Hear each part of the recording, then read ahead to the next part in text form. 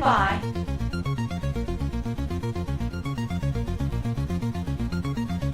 Loading.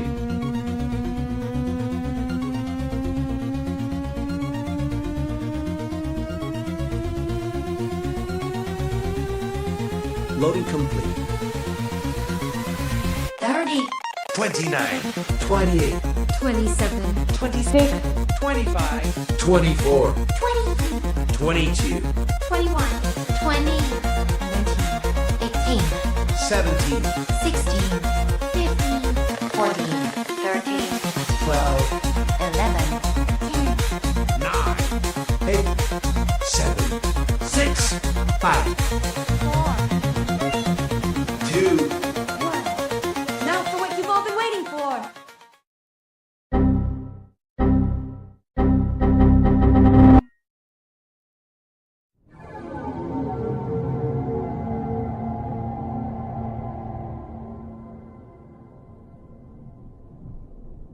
I'm sorry, Dave. I'm afraid I can't do that.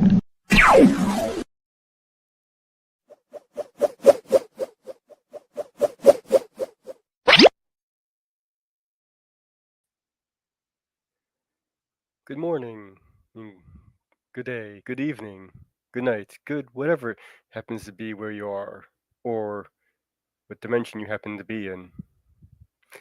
And hello to everybody who watches this in the future, or perhaps the past. And of course, we have to say Happy Mother's Day to all you mothers out there as well. Don't have anyone in the chat right now, so I guess we'll just move right along.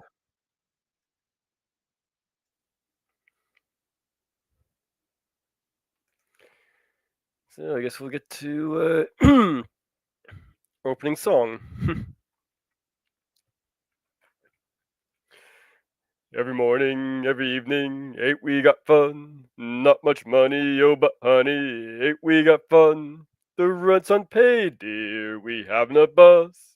Smiles were made, dear, for people like us. In winter, in the summer, don't we have fun?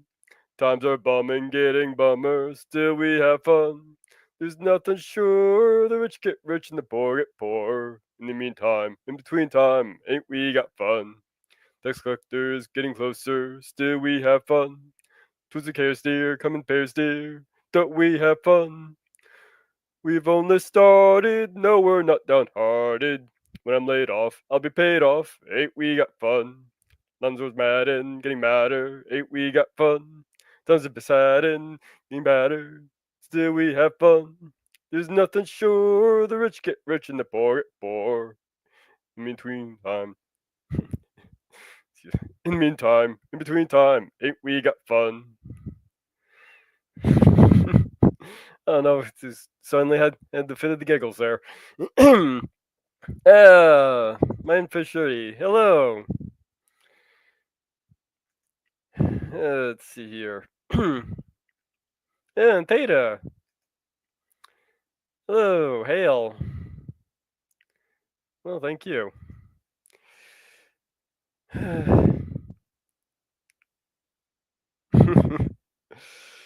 Yeah, I get 50 goes a lot. I did.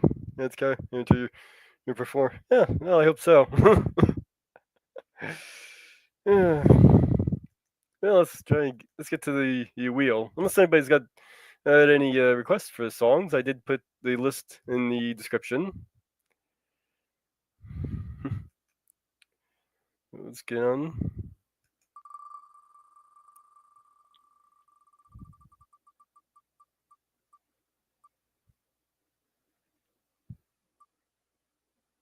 This guys.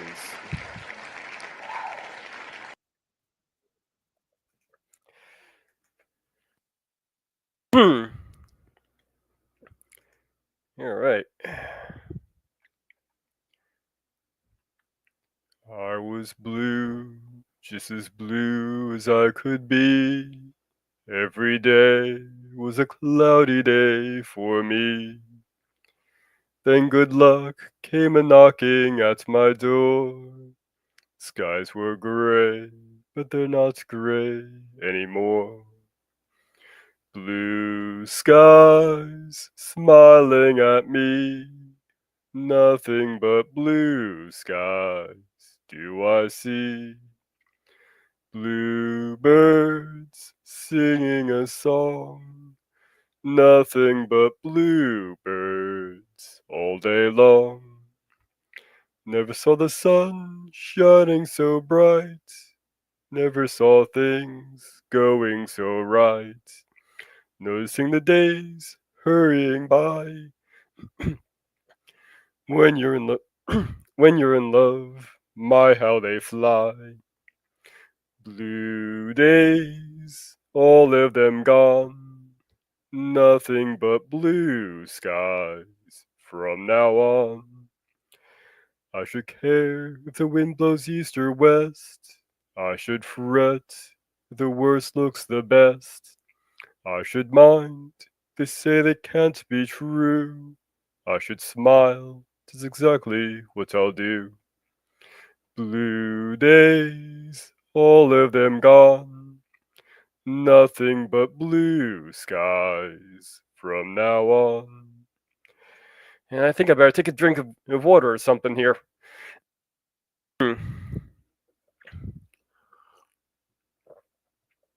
Yeah, boy. Every time, trying to seem to get crud in my throat. It must be that time of year.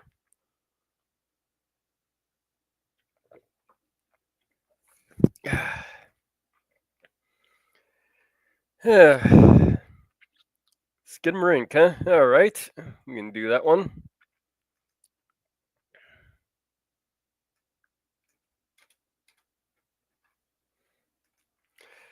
Let's see here.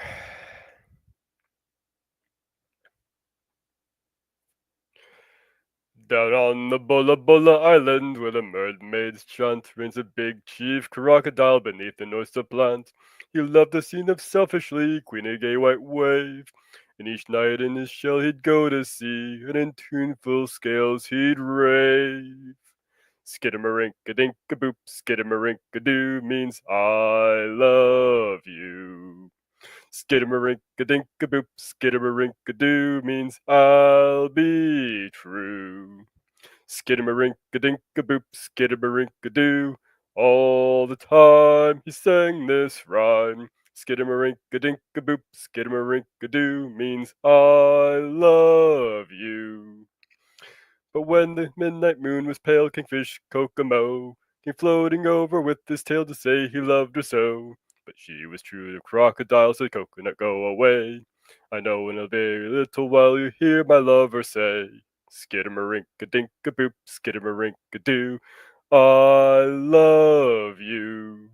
Skidamarinka-dink-a-boop, skidamarinka-doo, I love you. I love you in the morning and in the afternoon. I love you in the evening underneath the moon. Skidamarinka-dink-a-boop, skidamarinka-doo. I love you. There you go. Why, thank you. uh, okay. Well, how about we get to the artist of the week? For make sure you remember to do this is at the right time of the show. So this one is Wolf Skull Jack. His name goes. I pinned in my post. My name is Michael, and I'm a UK artist.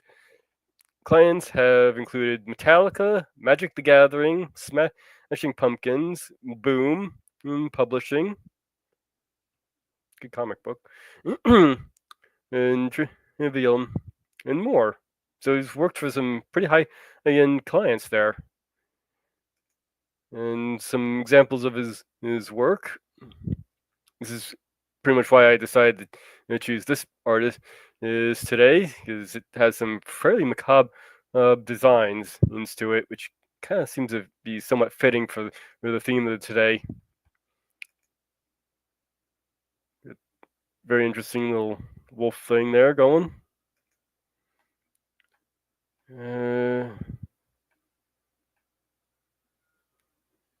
How long it takes? 2004. Almost photorealistic. Let's have a look at their website.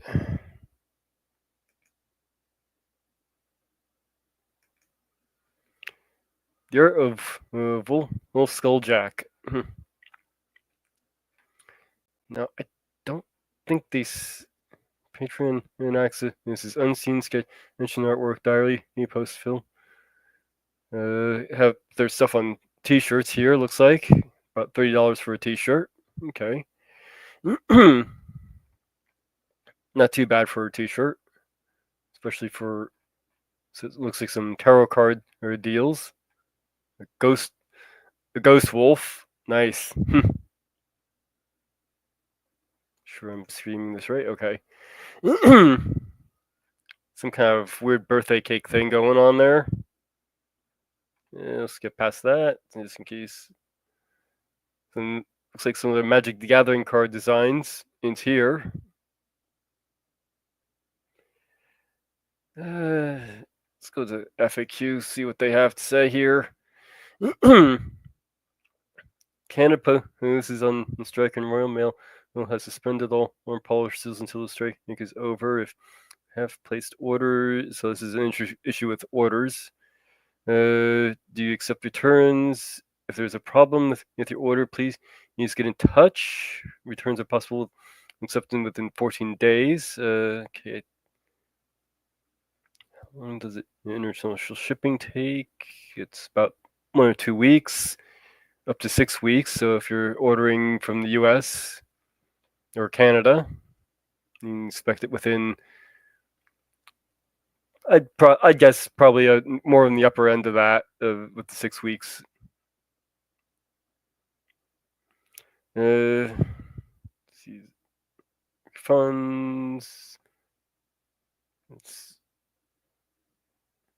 Can I use your art as a tattoo? Sure. However, please either buy something off the shop or purchase as a tattoo.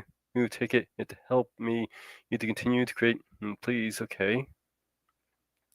Do you take free art requests? No. Occasionally, charity work is considered if the schedule is free. Okay. Do you take on commercial? Let's see. Is there something in here about commissions? Let's find.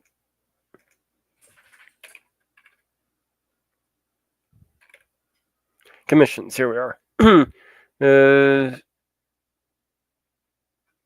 Not selling any design studio using a piece that has been specifically commissioned by a client. It's private commissions are closed until you are willing to pay commercial prices. Okay, so you have to pay commercial prices if you want commission. Oh, here. Please note that I no longer take on private commissions, tattoo designs, pet portraits, that sort of thing. So I am mostly fully booked with commercial artwork. If you have a commercial project, get in contact with a brief synopsis of what you like. Okay, so they're not taking commissions at the time. Okay, that's what we need to know. So look at their shop. Skip out of some of this because YouTube friendly. Got some artwork from their Magic the Gathering stuff. Looks like here.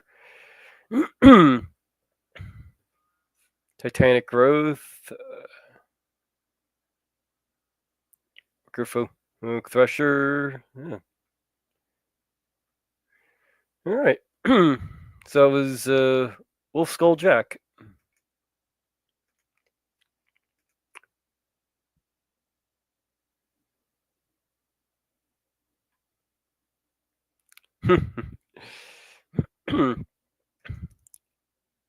Good seeing some Smashing Pumpkins, huh? Not good, but getting better. Yeah. Well, we all goes practice. Now, for speaking about some good and getting better, how about some more mediocre singing?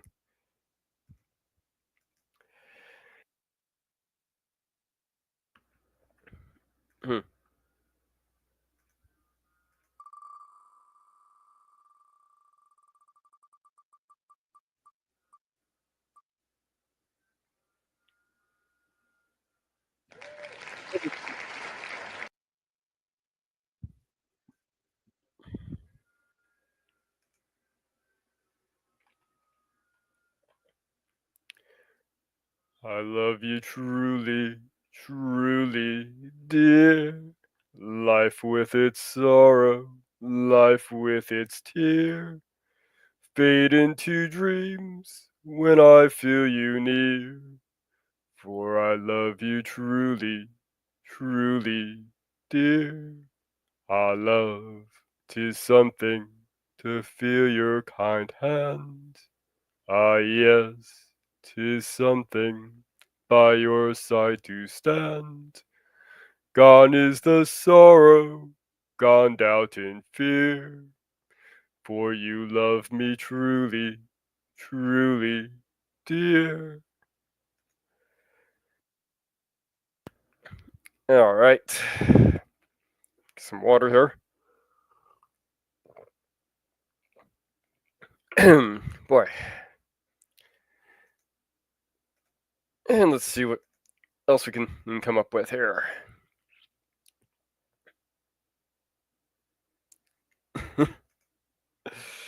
Whenever I hear the word skidmarine, I'm thinking skid dirty toilets. I have no idea if the franchise is this. I have no idea either.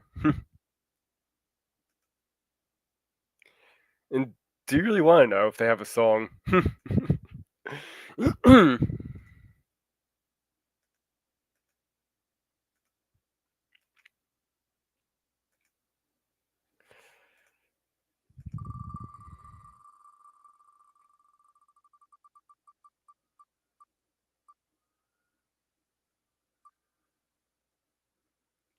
Give my guards to Broadway. All right.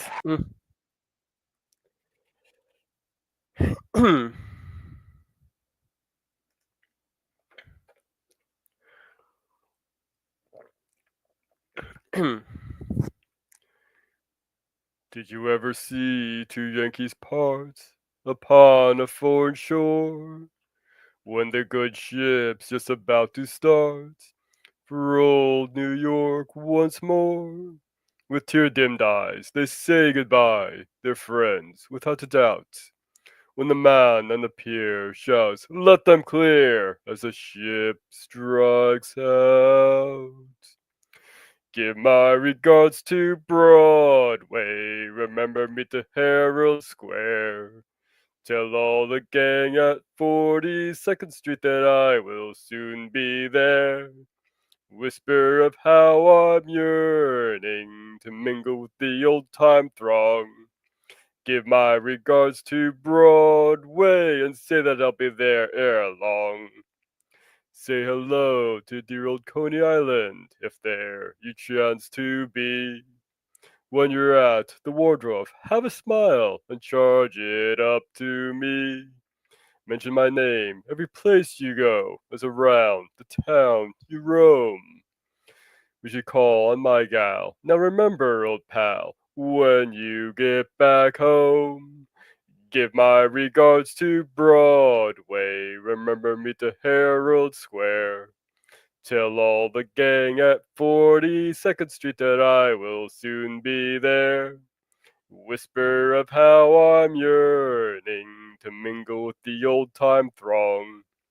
Give my regards to Broadway and remember and say that I'll be there ere long.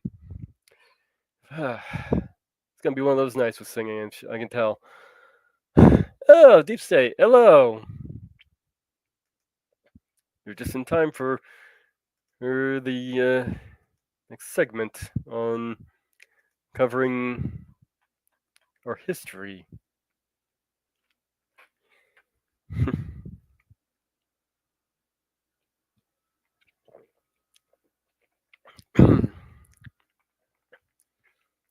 Submitted for your approval, a man, ordinary in appearance, yet extraordinary in vision, known as the angry young man of Hollywood.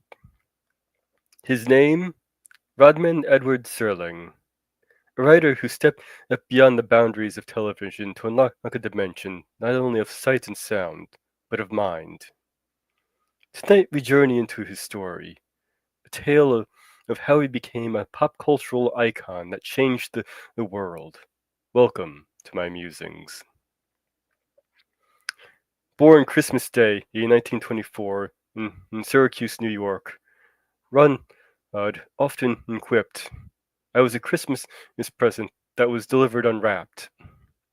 A dreamer, raised in the college town of Binghamton, where his father opened a grocery store. At an early age, Rod was fascinated by show business. His love for radio dramas sparked his imagination, but his dreams, at least as it were, are tested by reality. He did his staff work at Binghamton radio station, tried to write, but never had anything published. After graduation from Binghamton High School, Serling, at the age of 18, enlisted in the U.S. Army, becoming a paratrooper during World War II. During the war, he was injured in the knee and wrist, and was sent home with a Purple Heart, the Bronze Star, and the Combat Infantryman's badge, an emotional scar that would haunt him for the rest of his life. The horrors he witnessed fueled his pen. War, you see, taught Sterling a truth. Humanity's greatest enemy is often itself.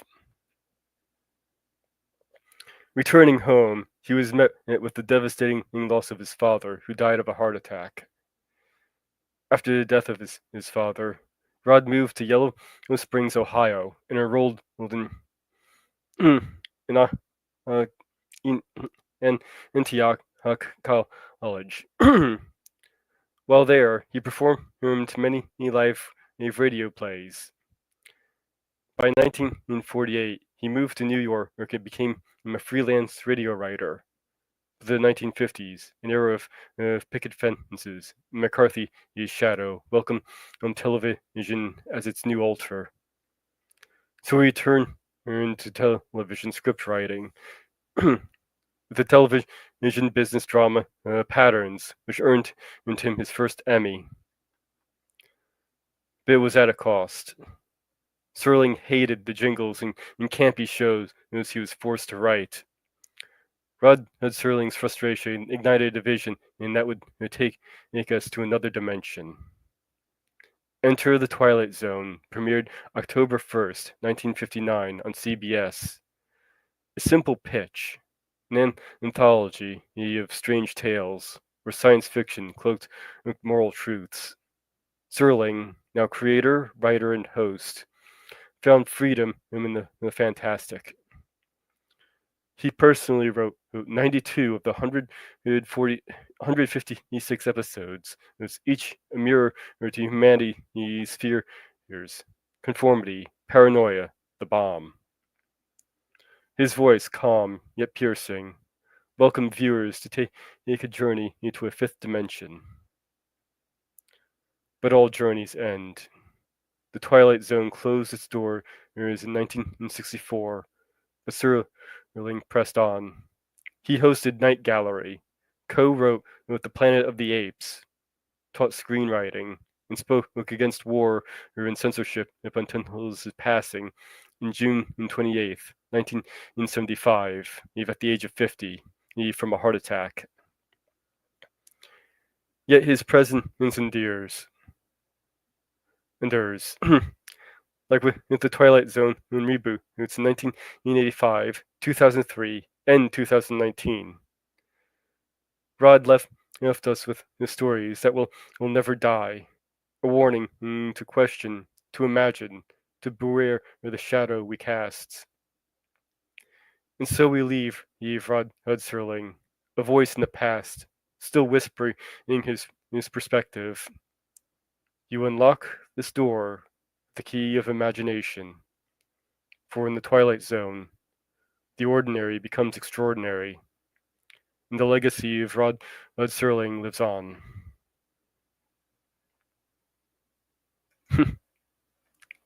Oh.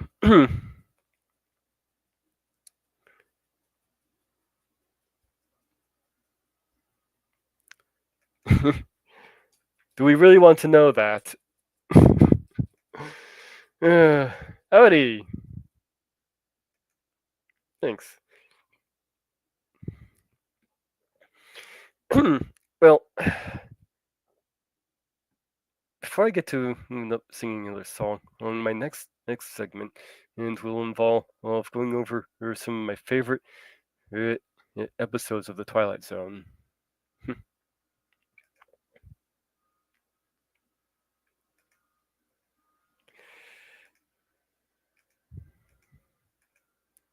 So to break up the monotony of this singing, of course we have to break up the things with a nice little song here.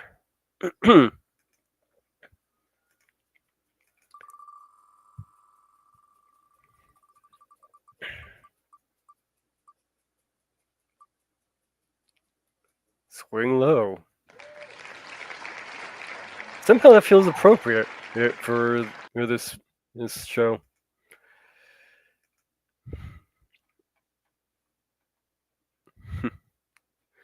Swing low, sweet chariot, coming for to carry me home. Swing low, sweet chariot, coming for to carry me home. Swing low, sweet chariot, coming for to carry me home. Swing low, sweet chariot, coming for to carry me home.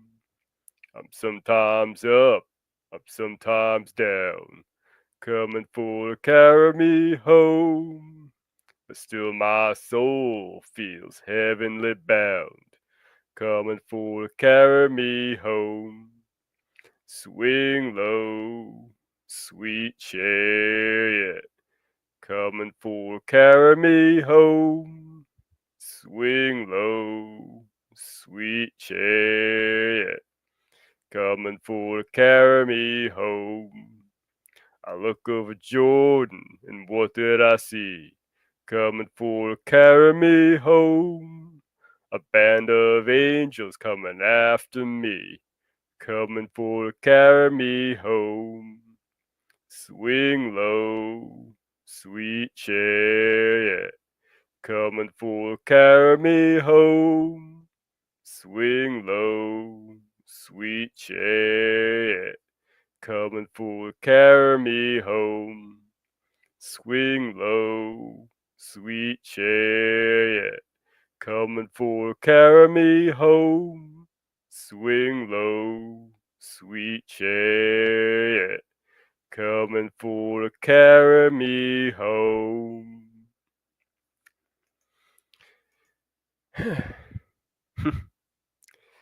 Alright. Yeah, of course. Some of my personal favorite episodes of the Twilight Zone. These aren't all of them, but I wanted to pick out a few favorites for the show. So starting off, we have Time Enough at Last, Season 1, Episode 8 from 1959. Henry E. Beeman is a book-loving bank clerk who is scorned for his obsession with reading. When a nuclear apocalypse strikes, he finds himself alone, surrounded by books in a ruined library. his fate he had is a cruel twist. He loses his glasses. He can't read his precious books. Well, he probably would have only had about a week to live anyway with radiation anyhow. This one really stuck with me. I'm an avid book reader myself, so I can definitely understand and just wanting to read whatever you can get your hands on. And I really have to. I really felt you really have to feel sorry for the guy. He's all he wanted to do was read. Another thing I noticed is rewatching this particular episode. his behavior towards reading and his obsession and very much mirrored what you'd see. He was someone who's autistic. Like, I know it's not probably what they were going for with the character, but it just kind of came off that way from what I've noticed. Uh, Next up, have The Eye of the Beholder, Season 2, Episode 6. Janet Tyler, her face is bandaged. We needs surgery in a hospital to fix her appearance. Well, wasn't a surgery. They kind of went into how surgery wasn't going to be effective. They had to use some other form of treatment, which they never explain. Deemed hideous by her society, which is a very conformative society. We find out with the unnamed leader. As doctors and nurses whisper her attention bills to the unveiling of her face. And, well, by our standards, she's beautiful.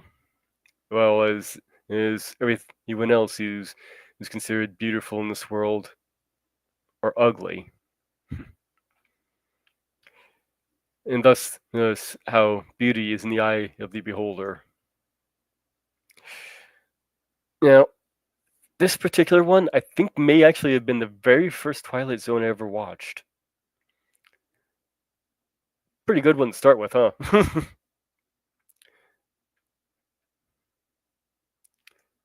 Yeah. Oh, I remember that one. Yeah. Yeah, they have somebody. They basically put everybody who looks like her in basically a commune, and then the representative comes to collect her and just reminds her over and over, beauty is in the eye of the beholder. And this is probably a lesson. This is definitely a timeless lesson, I believe, too. Is beauty really is in the eye of the beholder. Or what one person may find to be ugly, another may find to be beautiful.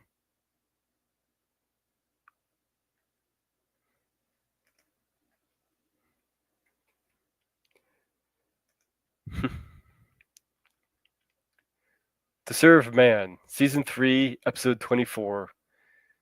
Giant aliens, the Kana myths, the Kana myth, land on Earth, promising peace and prosperity. Their book, To Serve Man, seems to confirm their goodwill until the translator uncovers its true meaning. To serve man and as dinner. Well, they didn't really say that, but it's a cookbook. These guys are really into Soylent Green. Serling adapted Damon in its story, delivering a twist that flips mistrust into terror.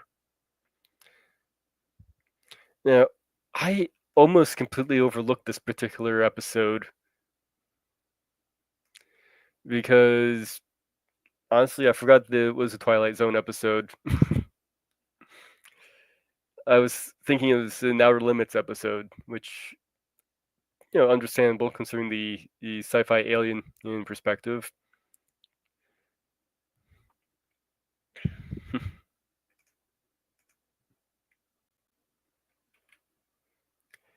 And of course, the classic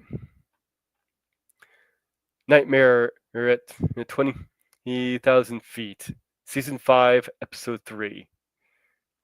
Bob Wilson, fresh from a nervous breakdown, and boards a stormy flight.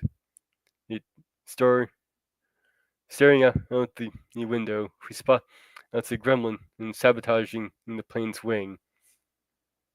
But nobody believes him. William Shatner, in his frantic performance, and drives his tale with paranoia and horror, adapted from Richard Matheson's story. It's a Twilight Zone gem, and it's the line in between madness and reality. And it's William Shatner's second appearance on the Twilight Zone.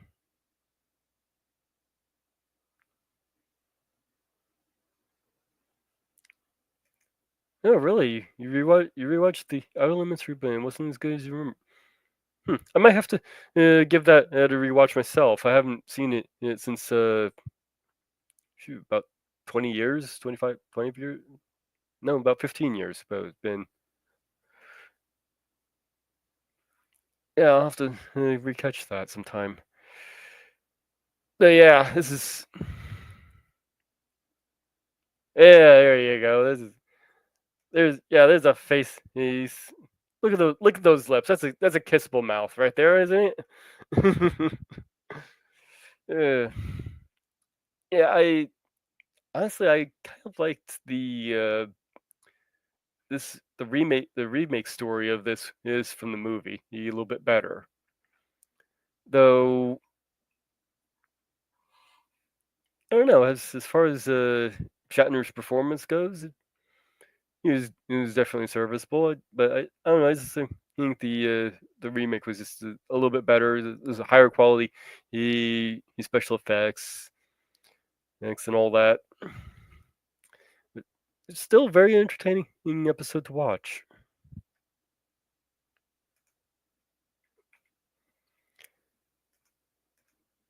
Next up, It's a Good Life, Season 3, Episode 8.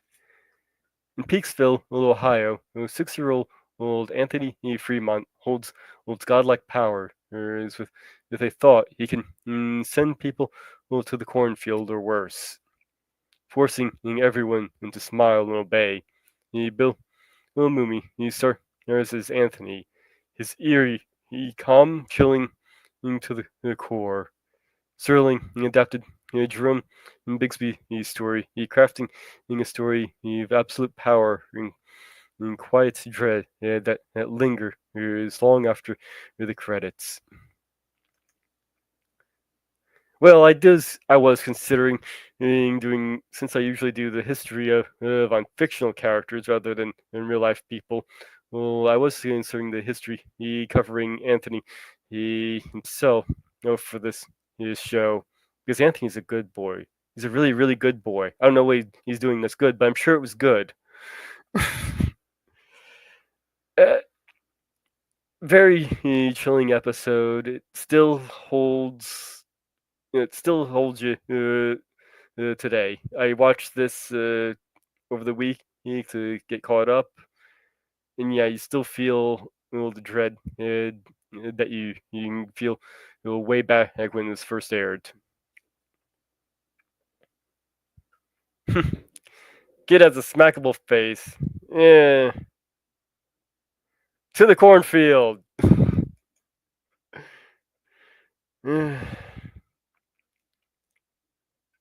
Well, this was such a popular episode that they actually followed it up in one of the reboots. This is probably the only episode that is a direct sequel from the original, titled "It's Still a Good Life," from 2003, the revival in season 1, episode 31. Though I did notice when I was trying to find this episode, uh, Wikipedia had it listed as episode 30. The 2003 Twilight Zone revival returns to Peaksville, where Anthony E. Fremont, now an adult, still rules with his mind. Bill Mooney reprises his role while joining by Cloris Leachman as his fearful mother. Anthony's daughter, even more powerful, raises the stakes. This sequel will explore the legacy of power, proving Sterling story is still haunting a new century.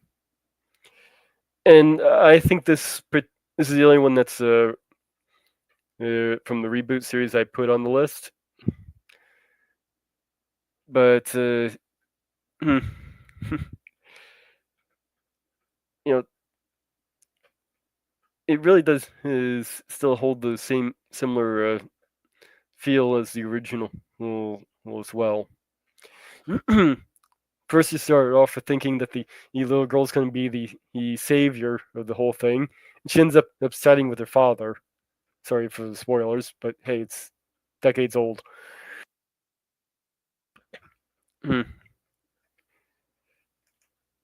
Yes, it was a good episode. These are all my favorite episodes. It's from the Twilight Zone, and this is one of the only. I do have a few in the reboot. I would have considered putting in here, but I wanted to keep it closer to the original series, and there was just so much to cover with the original series. And even then, and I'm really skipping over quite a lot here. But so, what are your some? Let me know what some of your favorite episodes were.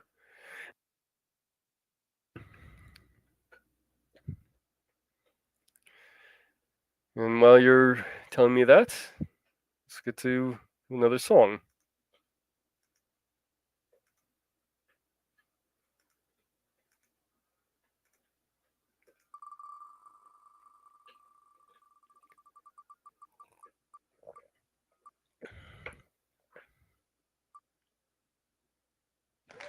There's a hole in the bucket.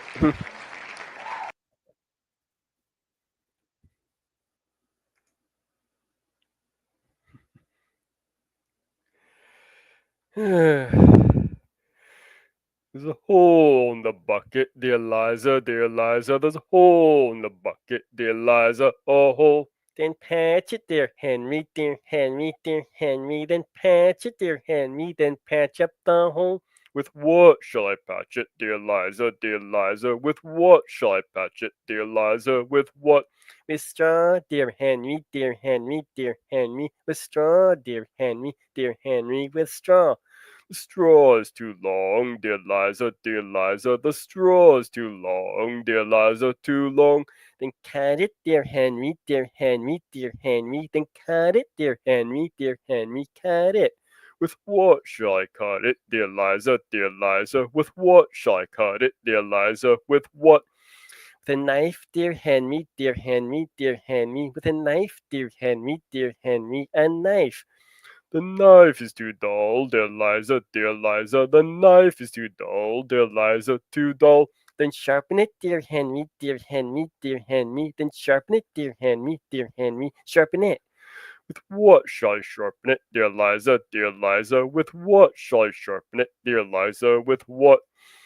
With a stone, dear Henry, dear Henry, dear Henry. With a stone, dear Henry, dear Henry, a stone. The stone is too dry, dear Liza, dear Liza. The stone is too dry, dear Liza, too dry. Then wet it, dear Henry, dear Henry, dear Henry. Then wet it, dear Henry, dear Henry, wet it.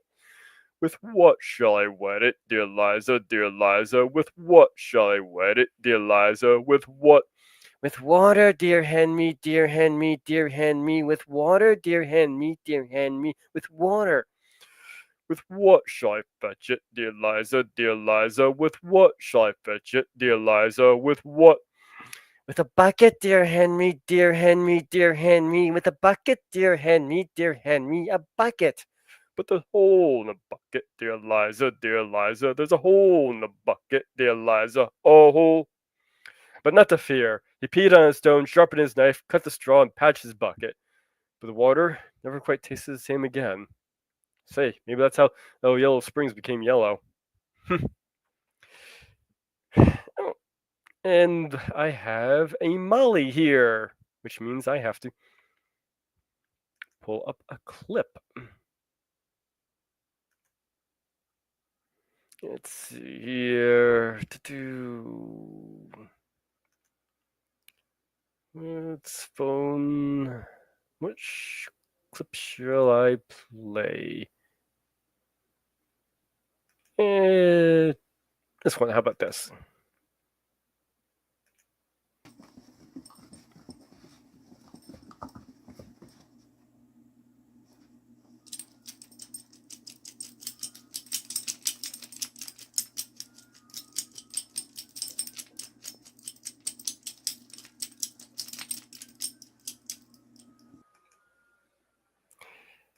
There we are.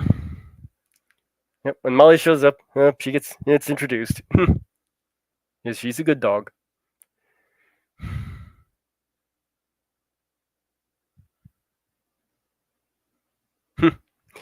Or I could just fold up the straw and it'd be he's too short. Cute. Yeah, she is a cutie.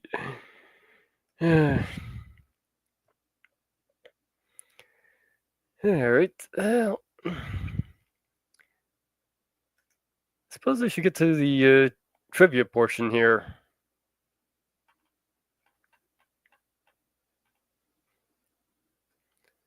So. That's the wrong button.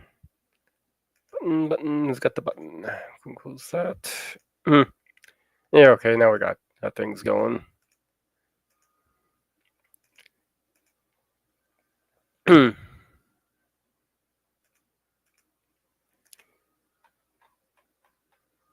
Alright.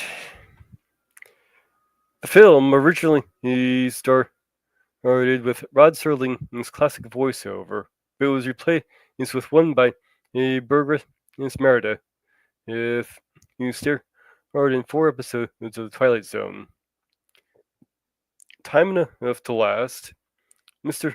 Dangle, Will the Strong, The Obsolete Man, and The Printer's Devil.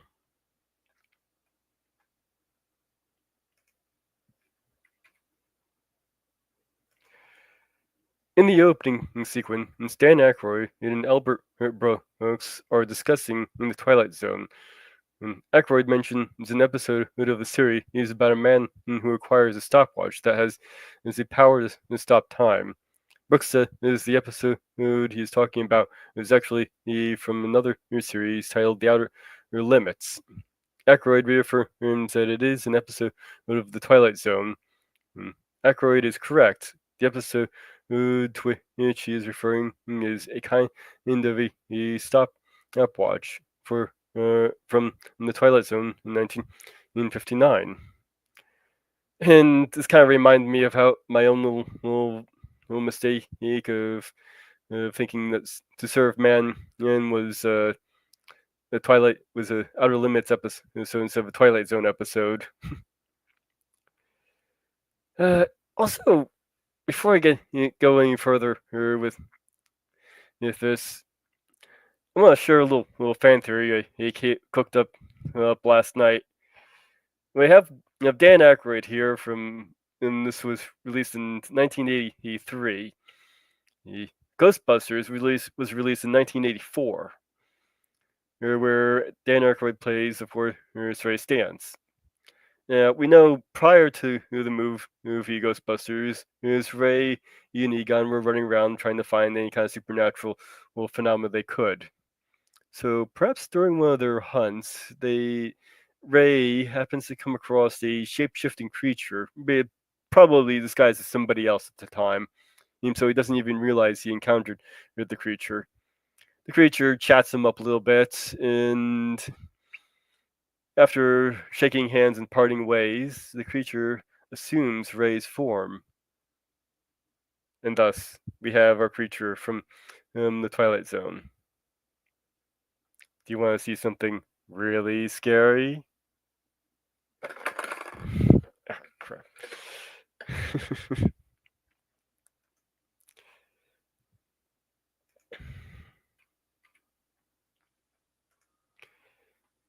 In the opening title sequence, Rod Serling can be seen reflected in the eye.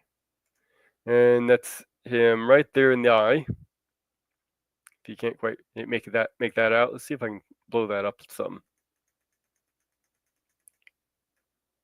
There you go. You can see Rod Serling right there in the eye.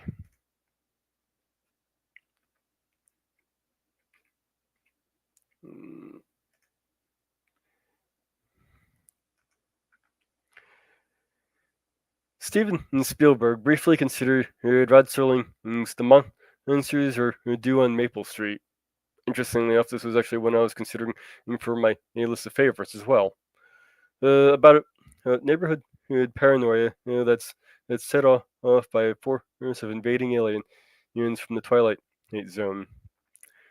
As a potential segment, which he canceled because it was involved nighttime filming with children and special effects. This was mainly due to the tragedy that occurred on the timeout segment. He finally chose kick the can in from the original series. And we'll get into the tragedy in a moment.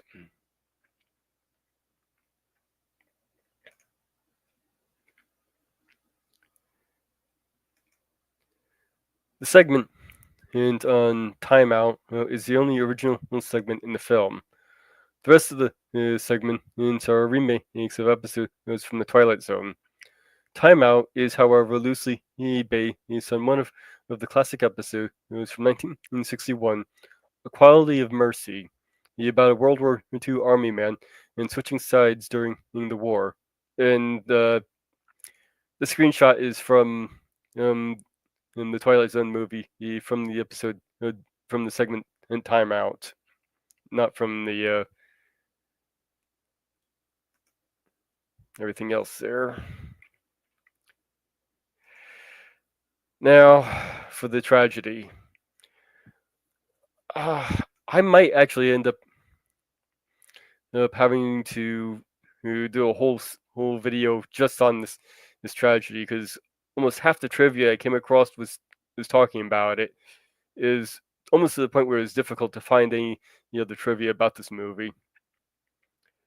Vic Morrow, who seemed to be stuck in a rut out of B features, he was an average made for TV films. With the failure of his second marriage, the death of his mother, and the scarcity of good parts, Morrow hit the bottle, which didn't help his career. In 1982, however, he focused his drive and made a comeback back in the Twilight Zone in the movie, but was unfortunately killed on the early morning hours of July 23, 1982, in a tragic freak accident on the set while filming a scene involving a helicopter which crashed right on top of him and two young children. And child actors Rini Chen and Micah D. Din Lee. I'm not sure I'm pronouncing that right. Uh, an alternate ending scene given Vic's character some redemption, and where he tries to save two Vietnamese children and was shot, but due to the helicopter accident, and all the scenes featuring the children were completely cut, and they do not appear in the film. Vic allegedly he said to a production assistant before doing the fatal scene, "I must be out of my mind and to be doing this. I should have asked for a stunt double. Well, what can they do but kill me, right?" The on-set helicopter crash ended Steven Spielberg's friendship with John Landis. Landis. He said that the fatal accident had made me grow up a little more, and he left everyone, and it had left everyone who worked on the movie. He sick to the center of our souls, as he said. With regard to how the crash influenced people's attitudes towards safety, he said, "No movie is worth dying for. I think people are standing up much more now than ever before to producers and directors who ask too much. If something isn't safe, if it's the right and responsibility of every actor or crew who remember to yell cut." George Miller was so repulsed by the entire scenario. He abandoned post production of his segment unannounced, but filming had been completed and was edited for the film. Following the film's incident, accidents during filming between 1982 and 1986 fell by 69.6%, although there were still 6 deaths on set.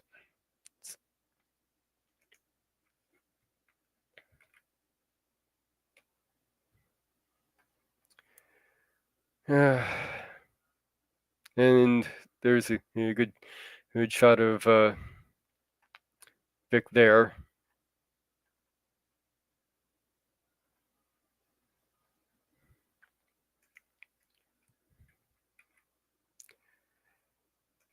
I kind of had to write this one myself. The magical man, Mr. Bloom, in Kick the Can, is played by Scatman Crothers, who was the original voice of Jazz in the Transformers. So yeah, when you hear Jazz is in Transformers, it's this dude.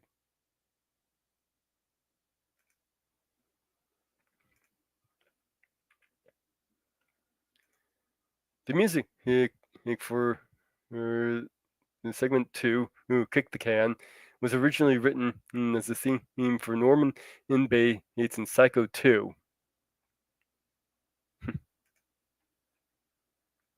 You have a couple of the kids dancing there.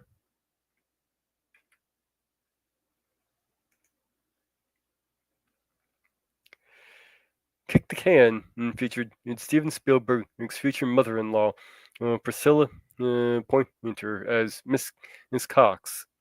Spielberg was married to Pointer's daughter, Amy E. Irving, from 1984 to 1989.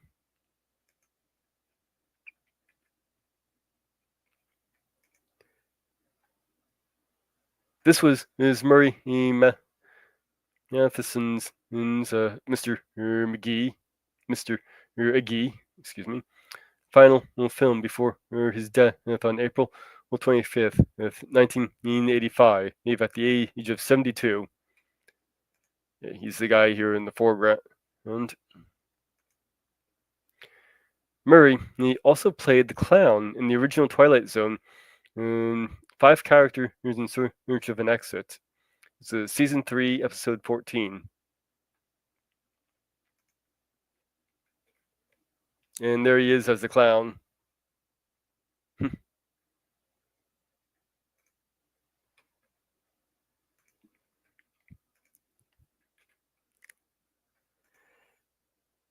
In the diner, when Kathleen Quinlan, who plays Helen Foley, interesting little tidbit of that name, Helen Foley, he was Rod Serling's teacher. So that's probably where he got the name from. But the movie gets a name from a different place. A name from one of the original episodes is Nightmare as a Child.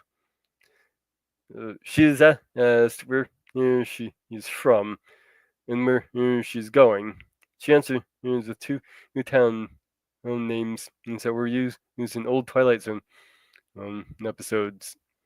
Homewood, from walking distance, and Willoughby, from a stop at Willoughby, where one of the characters dreams of an idyllic town, and the audience realizes is by the end that the town is actually the heaven. The cook refers to Cliffordville, from out late. I think of Cliffordville.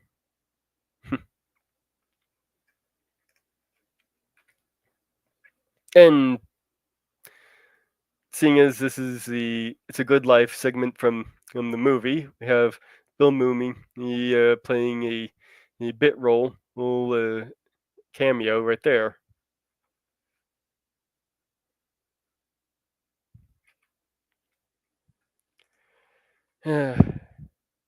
Nancy Cartwright, ay caramba! I can't do a Bart Simpson voice. Was on to voice Bart Simpson, and who appeared in his own parody of Nightmare at 20,000 feet, entitled Terror at 5.5 feet, in which Bart sees a gremlin on the side of his school bus. He also becomes Anthony in a parody of It's a Good Life in the Treehouse of Horrors 2, from 1991. Yeah, here's something to think about. That face is the voice of Bart Simpson.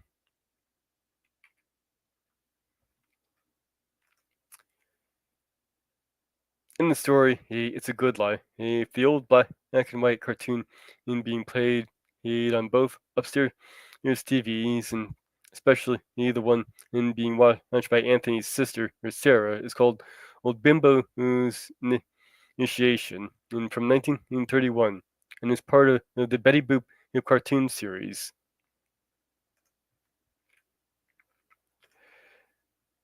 The cartoon being played on the living room TV, watched by Anthony and Helen, in his Heckle and Jekyll cartoon called The Power of Thought from 1948.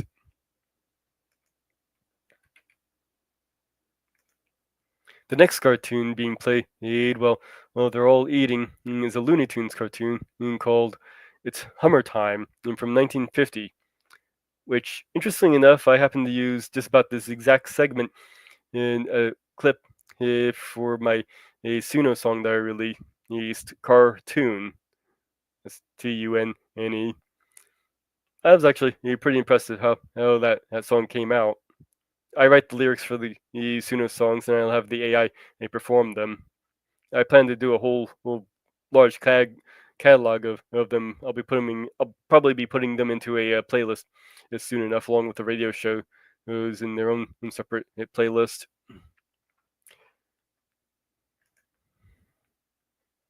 But just kind of interesting that I happen to be use that particular cartoon.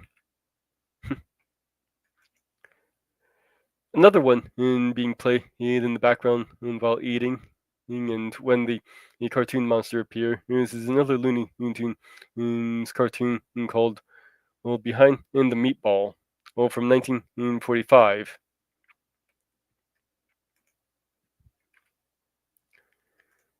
The Bugs Bunny cartoon Anthony he watched is called Chase of the Missing Hair, or Case of the Missing Hair. The cartoon from 1942. The cartoon that ate Ethel is an original work done specifically for the film. Woman was designed by Sally Cruikshank. And there she is, about to get ate. Seeing as nobody ever truly dies in cartoons, I wonder if she actually did die, or is he's still being tormented to this day in cartoon world. The Simpsons.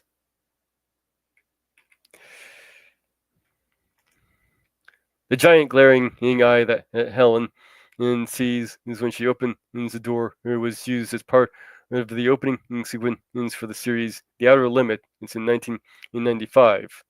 Hey, well, the remake for The Outer Limit is that you mentioned in Miss Sparkles.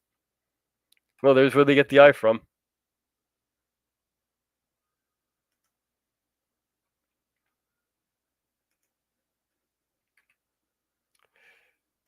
William Shatner, at one point, was in consideration to reprise his lead role in the Nightmare at 20,000 feet segment. He had to turn it down due to prior commitments. Ultimately, John Lithgow was cast in the role.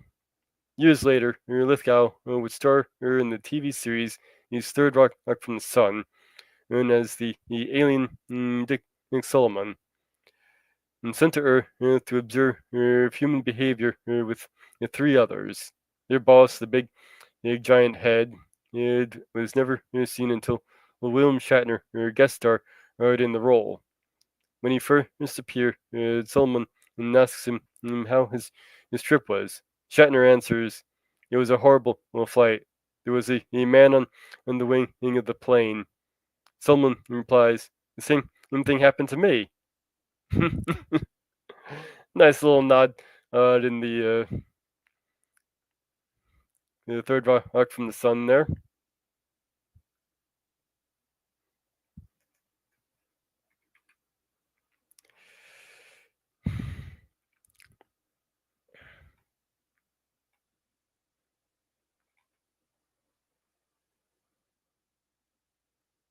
And there he is, Lithgow, playing the role.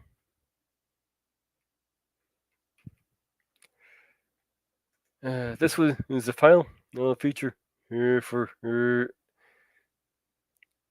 Edouard and Fran, and ending a 35-year film career. He passed away the same year, and that's him there playing a senile old man there.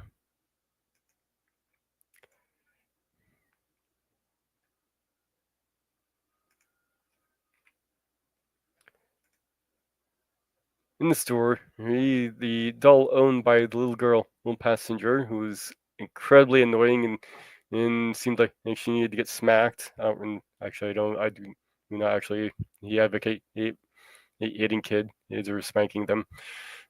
Is a W.C. Fields ventriloquist doll. But in this case, it's maybe strangling her a little bit. It might be he warranted. Cute kid, by the way.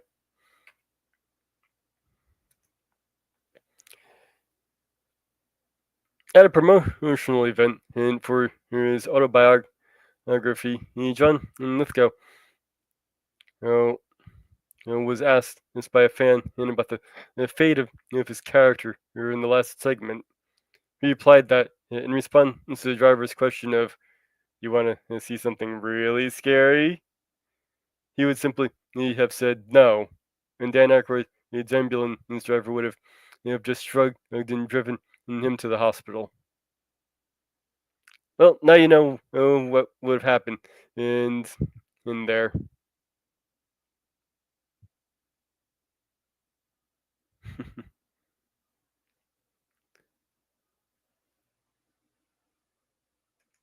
I want that style when I'm that old.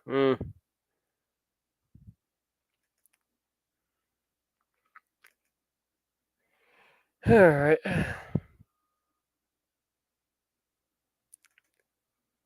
The only like bugs me dresses is as a girl, really? Yes, entertaining us with cross-dressing for almost 100 years.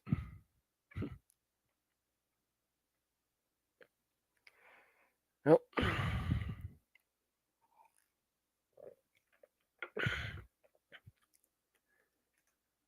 break up the show here with another song.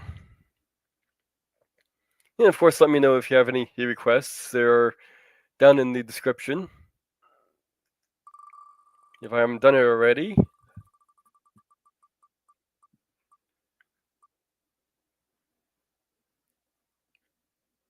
Oh, all right. This one I just had forgotten to put on the wheel until recently. What do you do, a drunken sailor? What do you do, a drunken sailor? What do you do, a drunken sailor? Early in the morning, way head up she rises, way head up she rises, way head up she rises. Early in the morning, shave his belly a rusty razor, shave his belly a rusty razor, shave his belly a rusty razor. Early in the morning. Way head up she rises, way head up she rises, way head up she rises. Early in the morning. Put him in the scupper hose by bottom, put him in the scupper hose by bottom, put him in the scupper hose by bottom, early in the morning. Way head up she rises, way head up she rises, way head up she rises, early in the morning. Put him in a longboat till is sober, put him in a longboat till is sober, put him in a longboat till is sober, early in the morning. Way head up she rises, way head up she rises, way head up she rises, early in the morning. Put him in bed with the captain's daughter. Put him in bed with the captain's daughter. Put him in bed with the captain's daughter. Early in the morning. Way hey and up she rises. Way hey and up she rises. Way hey and up she rises. Early in the morning. What's what you do with a drunken sailor? That's what you do with a drunken sailor. That's what you do with a drunken sailor. Early in the morning. Way hey and up she rises. Way hey and up she rises. Way hey and up she rises. Early in the morning. Way head up she rises, way head up she rises, way head up she rises early in the morning. little fun fact about that particular song. It was when I've been trying to practice singing before I got into doing this channel. Well, that was actually the first song I learned to sing, particularly because it took a lot of breath control to do. And I primarily was learning it to help control a stutter. So there's that. Oh, and I suppose I can have a thank you to Doomcock for me learning that song, because when he'd sing it, I'd sing along, and this a lot of how I learned that song. And his influence is also why I do a lot of the singing now on this channel, for my own streams. I'll get into a little bit more on him later.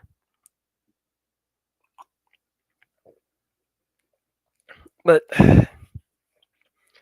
now, seeing as radio was a huge influence on Serling, I absolutely had to get a radio broadcast into the segment.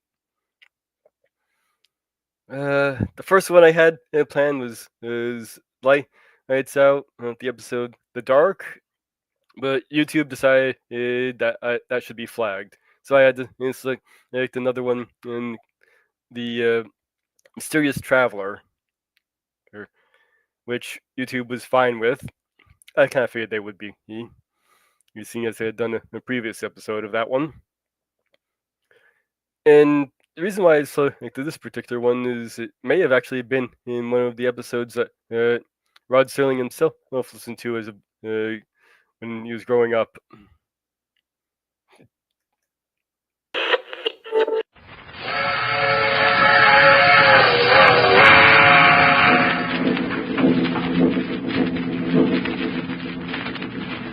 A Mysterious Traveler.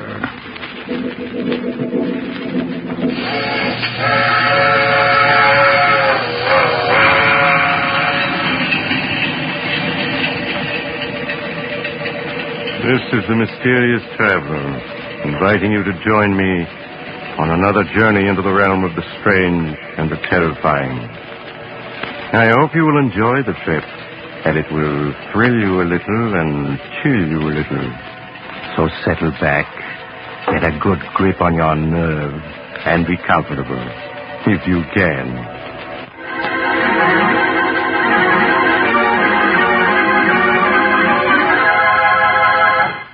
It is midnight, and an old automobile is driving along a narrow road through the woods.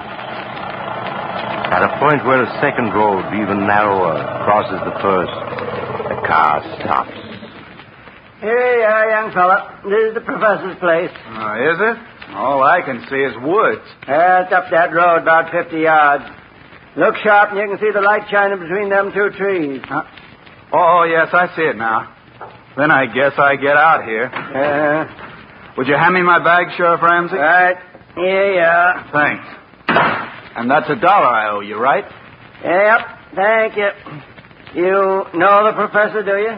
Yes. I was Professor Clark's laboratory assistant back in college 10 years ago. Oh. Why?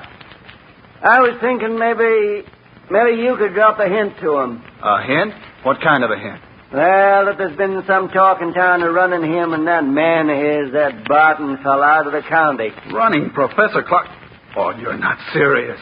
Yep. Of course, it's just talk. So far.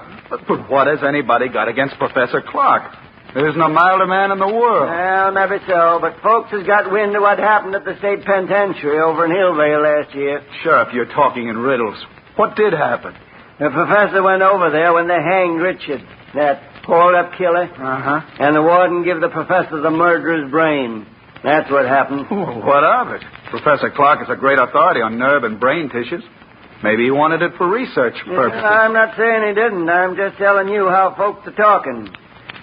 They think he's keeping that brain in a big glass jar and making it grow. That's perfectly ridiculous. Well, they don't think so. They got the notion that brain is as big as a bull calf by now, and they're afraid someday it'll escape. Sheriff, for a minute I was taking you seriously. A brain as big as a calf? Oh, I'm not saying I ever believed it, but It'd be a good idea if the professor'd give folks the notion of what he's really doing in that laboratory of his, with that Barton fella to help him. Then maybe the talk would die down. I understand. All right, Sheriff, I'll mention it to him. Well, then I'll be getting on. Good night, young fella. Good night, Sheriff. Right up that road, about 50 yards. You can't miss it.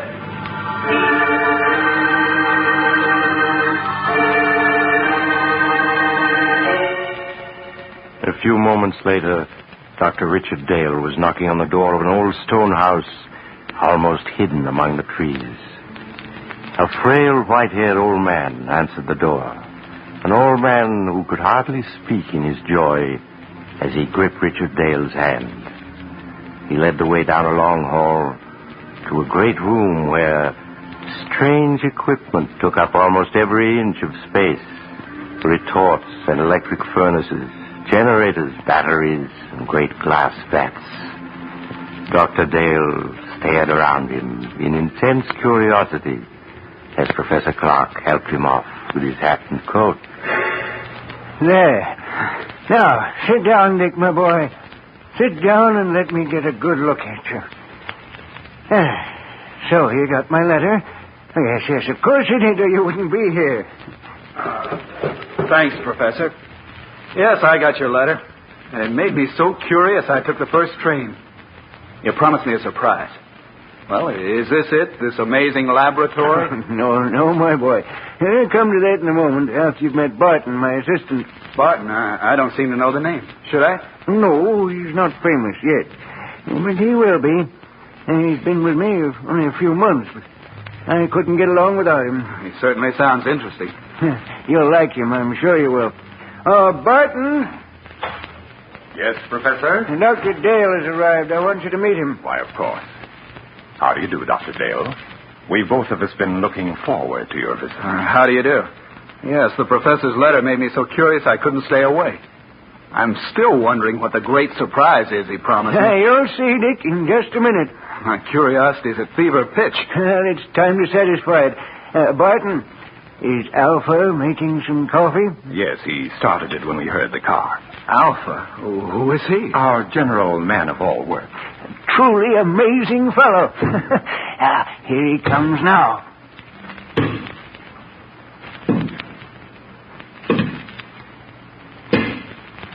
Shall Alpha serve coffee? Good heavens. I said you'd be surprised, Dick. He's not human. He's a machine. A robot. Yes, my boy. An artificial man made from metal and synthetic brain tissue. A machine man. But walking and talking. He's not very pretty, but then the professor was mostly interested in making sure he'd work. He must weigh a ton. No, only about 300 pounds. You see, Alpha's mostly aluminum and other light alloys. Inside his aluminum plates are some new batteries I devised, together with miles of fine silver wire and a dozen electric motors. And to give you only the highlights. It's a good thing you did keep this for a surprise. If you had mentioned it in your letter, I don't think I would have believed you. Shall Alpha serve coffee now? Yes, Alpha. Put it on this table here, and pour a cup for Dr. Dale. Alpha, do so.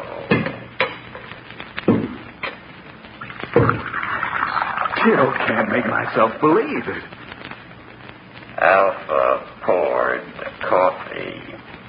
Go on, Dick. Take it. Huh? Oh, yes, of course. Al, thank you. Alpha, this is Dr. Dale, our guest. Any orders he gives are to be obeyed. Alpha understands. He looks clumsy, but he poured the coffee as well as a man could. Yes, my boy, Alpha has capabilities you'd never suspect to look at him. Here, I'll show you. Alpha. Alpha hears. The fireplace needs more wood. Put on that big log there. Alpha, do it.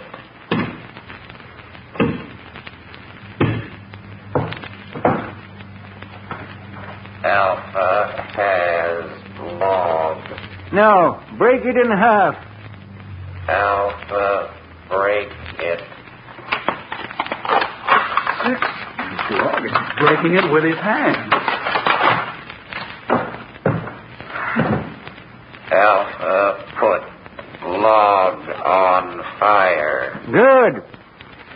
major any more tonight, Alpha. You can go back to your room now. Alpha is going.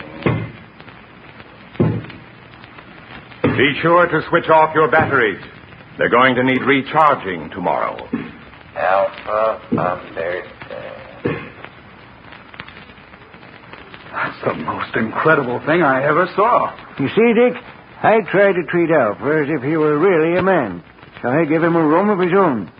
Like any machine, he's completely inactive when his batteries have been switched off.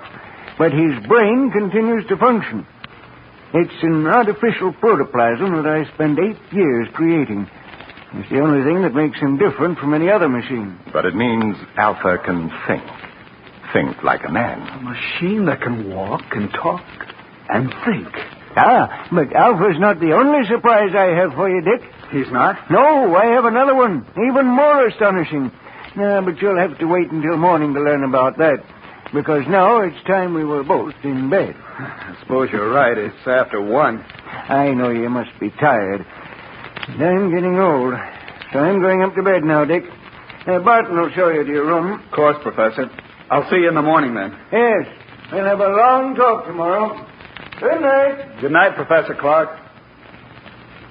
Oh, Dr. Dale. Yes, Barton? Could we talk for a minute before I show you to your room? Oh, yes, of course. It occurs to me the professor forgot to tell you why he asked you here. Oh, yes, that's true. And I've been so interested I forgot to ask. It was his hope that you'd stay indefinitely and help us carry forward the work we've been doing here. Stay indefinitely? Well, I have my own work. Don't say no yet. Now, just think, Dr. Dale. Alpha is stronger and more rugged than a man. He needs no rest, no food. Yet he can do the work of 3 men. He can plow, reap, run machinery. Think how much drudgery a million like him could lift from mankind's shoulders. Yes, that's true. And already Alpha is technically obsolete. Professor Clark has the blueprints for a new machine man, as superior to Alpha as an airplane is to a bicycle. We want you to help us build them. Well, I'm certainly tempted. Perhaps I could arrange. Ah, excellent. And now there's only one more thing I want to tell you. Yes? What is it? It's about Alpha. You must help me persuade the professor to dismantle him. Dismantle him? Why? He has become dangerous. I don't understand. Because he was the first successful machine man that the professor built. He is imperfect in many ways. He's not completely reliable. I'm afraid that someday he may escape from the house and so do some damage that would seriously upset our plans. Yes, that could easily happen. The local inhabitants are unfriendly enough as it is. I know. Sheriff Ramsey was warning me about that tonight. All right, I'll speak to Professor Clark about it tomorrow. Ah, good. Then I'll show you to your room now, if you wish. Yes. I am sleepy. If you'll just come this way.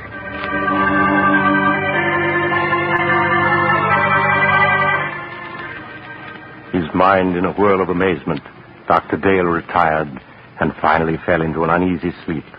How long he had slept, he did not know. And abruptly he woke with a scream ringing in his ears. Help! Dick! Help! Dick! The cry came from downstairs. Dr. Dale leaped from his bed and raced down to the lower floor. Dick! Help! Help me! In the lower hall, he found Barton hammering on the heavy door of the laboratory. Professor Clark! Professor Clark, what's wrong? What's happened? It's the professor. I heard him call for help. Yes, so did I. It woke me up. The door's locked. He must be in there, but there's no sound in there now. Well, we've got to break the door down. Yes. Put your shoulder beside mine. Right. You ready? Ready. And shove. Professor Clark, where are you? Professor Clark. He's not here. Yes.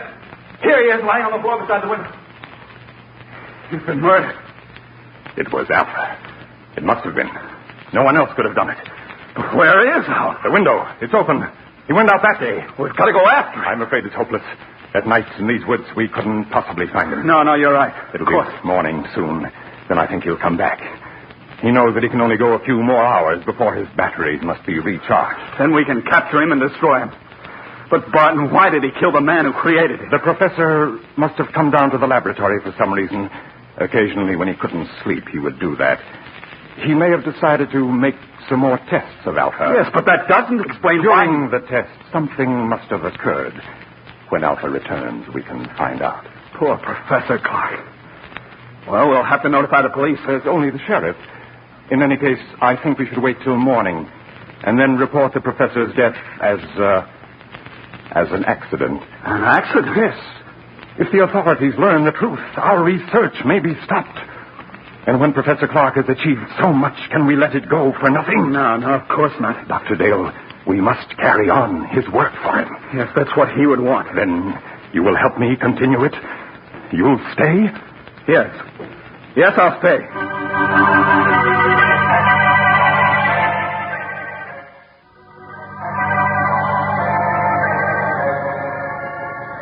Greatly upset by the tragedy, Dr. Dale returned to bed and at last fell into an uneasy sleep, haunted by dreams of Alpha, the metal monster Professor Clark had created. When he awoke, the sun was shining, and he could hear Barton moving about downstairs. He dressed and went down to find Barton getting breakfast ready. Oh, good morning, Dr. Dale. Good morning, Barton. Any sign of Alpha? Not yet. Well, we ought to start a search for him. But first, I think you ought to eat breakfast. Everything's ready. All right. And coffee anyway. Here. Sit here. Thank you. I didn't know you were a cook as well as a lab assistant, Barton. I've learned to do a lot of things since I came here. Aren't you going to eat, too? I'm not hungry. I seldom am. But I thought that while you ate, I might outline some of the problems facing us. That's a good idea. You see, though Alpha's brain is of synthetic protoplasm, it is not completely artificial. I was wondering about that. Sheriff Ramsey mentioned that the professor secured a human brain from an executed killer, yes. The professor found that to give life to his artificial brain tissue, it was necessary to add a small amount of tissue from a real brain. I see. If the real tissue gave life to the rest. Of course. Yes, but in this instance, it may have tainted Alpha's brain with the murderous impulse of a killer. Yes, that sounds plausible. So our first problem will be to obtain untainted brain tissues to blend with the artificial tissues we will make according to the professor's formula. That should give us no trouble. Well, I can get what we need through the research laboratories where I'm connected. Ah, then that solves our worst problem. The rest will be matters of detail. Fortunately, there's enough equipment here to build a dozen or so robots. Like Alpha, you mean? No. The far more advanced type Professor Clark was perfecting. And now, if you've finished, I have something to show you. Yes, I'm through. I don't feel much like eating after last night. Then come with me to the laboratory, and I'll show you the second surprise that Professor Clark had in store for you.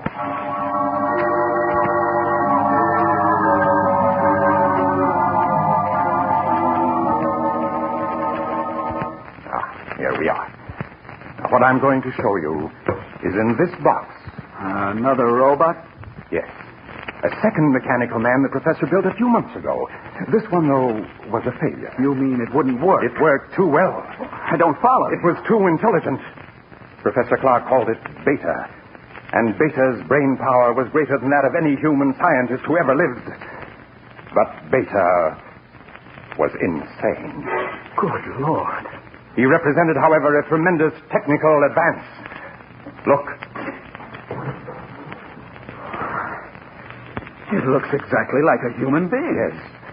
Professor Clark used me for a model when he built Beta. It's an excellent likeness. Touch the face, Doctor. All right. It feels smooth and rubbery with a hard surface underneath. The surface is a new plastic Professor Clark developed with which he could imitate exactly the appearance of human skin. Underneath is an aluminum body on which the plastic was baked. I see. Beta's hair, eyes, and teeth are all artificial, too. But he walked and talked and acted so much like a human being that no man alive could have guessed his secret. No, he would have fooled me completely.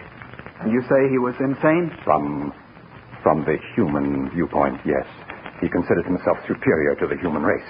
With his enormous brain power, he intended to make himself ruler of the world. You're joking. Not in the least. That is why Professor Clark destroyed him just in time. He had made plans to take over this laboratory and construct dozens of mechanical men like himself. And then, with their help, he was going to enslave all mankind. Barton, if that could happen once, it might happen again. I don't believe we should continue Professor Clark's work after all. Oh, there's no danger now, Doctor. You see, Beta also had a brain which contained tissues taken from that of the condemned murderer, but we will select the brain tissues from the highest types that are available. Yes, but even so, then, Doctor, we will produce mechanical men, tireless, indestructible, who will be mankind's willing servants, who will solve for man problems he can't solve for himself. I wonder.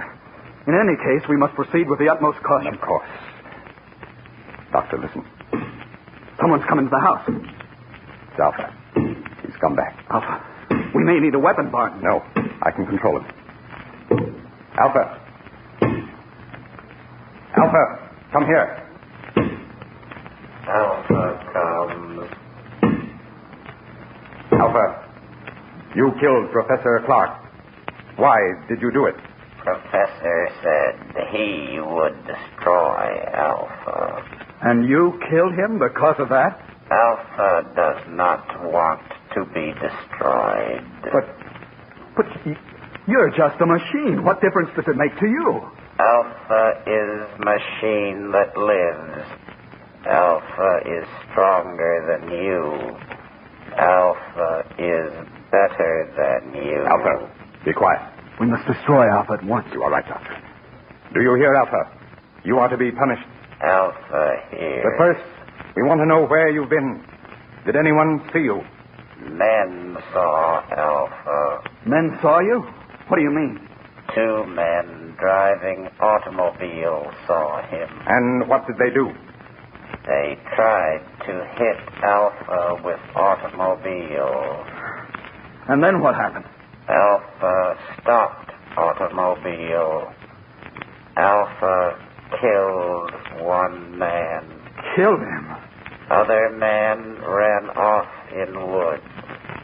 Alpha could not find him. Alpha came back. We can't keep this a secret. No matter what happens, we must notify the authorities at once. No, wait, let me think. We can't... The bell, there's someone at the door. I'll see who it is. You stay here. But what about Alpha? I'll switch off his batteries, then he can't move. There. Now I'll see who's at the door.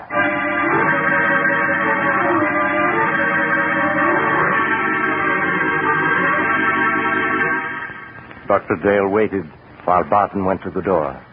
He heard the door open and recognized the excited voice of Sheriff Ramsey speaking.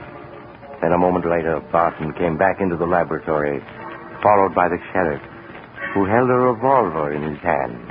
But, Sheriff, if you'd only let me explain... Never mind that. You're coming with me, both of you. Dr. Dale, perhaps you can reason with the sheriff. He insists that we're under arrest. Yes, and I'm taking you to the lockup. The professor, too. Where is he? Professor Clark is dead, Sheriff. Dead? He was killed last night when an experiment he was engaged in went wrong. An experiment, huh? I suppose it was an experiment that crushed the life out of him. It crushed the life out of Jed Thompson an hour ago down the road and scared Fred Jennings so bad all he can do is jabber about monsters. It's true. The things that killed both the professor and Thompson is an experiment. It's standing there behind... Behind... A machine. A man made out of machinery. Oh, don't be alarmed, Sheriff. It's perfectly harmless now. It is a machine man which Professor Clark built. Unfortunately, it got out of control. I don't believe it. I don't blame you, Sheriff, but that's the truth. I think I can convince you. What are you doing? Stand still. I'm simply going to switch Alpha on. There. Now he can move and speak as well as you and me. That thing talk? You're lying. You're up to something. Alpha, will you tell the sheriff that it was you who killed Mr. Thompson? Alpha killed him. He tried to hit Alpha with car.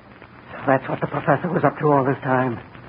Building that thing. Now, Sheriff, surely you realize that we are not murderers. Maybe not, but you'll come to jail just the same. You're partly responsible anyhow. But, Sheriff... Anyway, for your own protection, there's a mob on its way out here from town. They're going to burn this place down. I got to put you in jail for your own safety. They're ready to lynch you right now. Burn the place down? That's what I said. So turn that machine thing off and come along. We ain't got much time. No. All this equipment, machinery, the professor's notes, they must not be destroyed. We must stop them. Yes, Sheriff. The loss to science... Never mind science. You got your own skins to worry about. That mob means business. Let's get started. I'm afraid we can't do that, Sheriff. You can't. I got a 6-shooter here that says different. We have no choice, Barton. Oh, yes, we have. Alpha, take the gun away from this man. What are you doing? Stop him! Stop him, or I'll... Stop! Let me go! Stop him! Too late. Too late, Dr. Dale. He's dead. Alpha crushed him. Yes, Dr. Dale. Now, you're a murderer. In a good cause. The life of one man or of a dozen men cannot stand in my way. You don't expect me to keep silent about this, do I you? think you will. Alpha. Alpha. He doesn't answer. His batteries have gone dead. That last burst of energy must have drained them dry. But it makes no difference. I think it does. A big difference. There, see this? It's Sheriff Ramsey's revolver with 3 bullets still in it. Now put your hands up. I must explain something to you, Doctor. You can talk, but if you move, I'll shoot. I only want to say that nothing is going to interfere with my plan to build more of the improved form of robots that Professor Clark perfected before his death. Robots who look and act so much like men, no one can detect them. They'll never be built. I intend to destroy all of Professor Clark's notes. They will be built by me. I shall build 10, 100, 1,000. Then I shall lead them with their superior intelligence to the mastery of the world. You're mad. Of course I should have... No, Doctor, that's not the answer. I shall tell you the truth. And then you must die. Stand still or I'll shoot. You remember last night when the professor said he had another surprise for you? An even greater surprise than Alpha? Yes. That surprise, Doctor, was Beta, the second robot. So perfect it looked like a man, but so intelligent that human beings were as children in comparison. But Beta was destroyed. No, Doctor, Beta was not destroyed. But you must be destroyed. Stand back. Stand back, I say. All right, then I'll shoot. And now, Doctor, your bullets are gone. You aren't even hurt. Bullets cannot harm me. That's what I'm trying to tell you. Beta, the second robot, was not destroyed. But I saw him. What you saw was only an initial attempt that failed. The real Beta still exists. You see, Dr. Dale, I am Beta. You? Yes. I, too, am a mechanical man. And now, you must die. No. No, stay away from me. Stay away!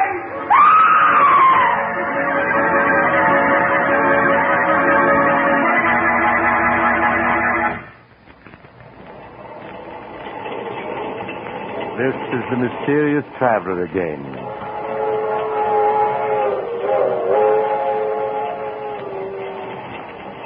What happened to Dr. Dale? Why, he's still alive, but of course under observation in a hospital. In fact, it was he who told me the story. You see, the mob that was coming to burn down the house arrived just in time to save him. But Barton, or Beta as he called himself, escaped. He could hardly have survived all those bullets if he had been human, could he? I wonder if the story is true. Do you suppose that somewhere a strange individual who is really a robot is making other mechanical men, preparing to carry out Barton's plan to rule the world? Oh, you haven't time to talk about it now. You're getting off here. Well, I'm sorry. But perhaps we'll meet again soon. I take this same train every week at this same time.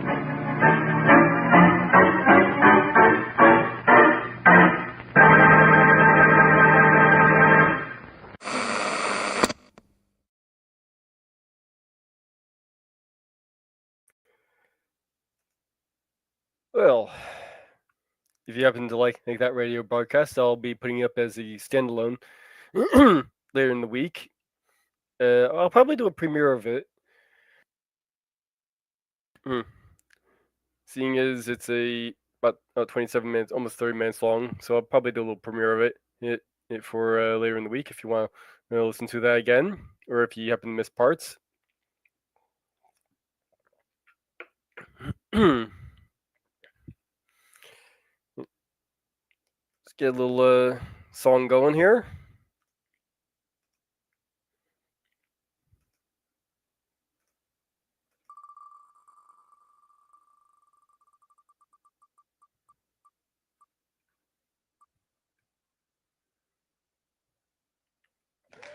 Beautiful Dreamer.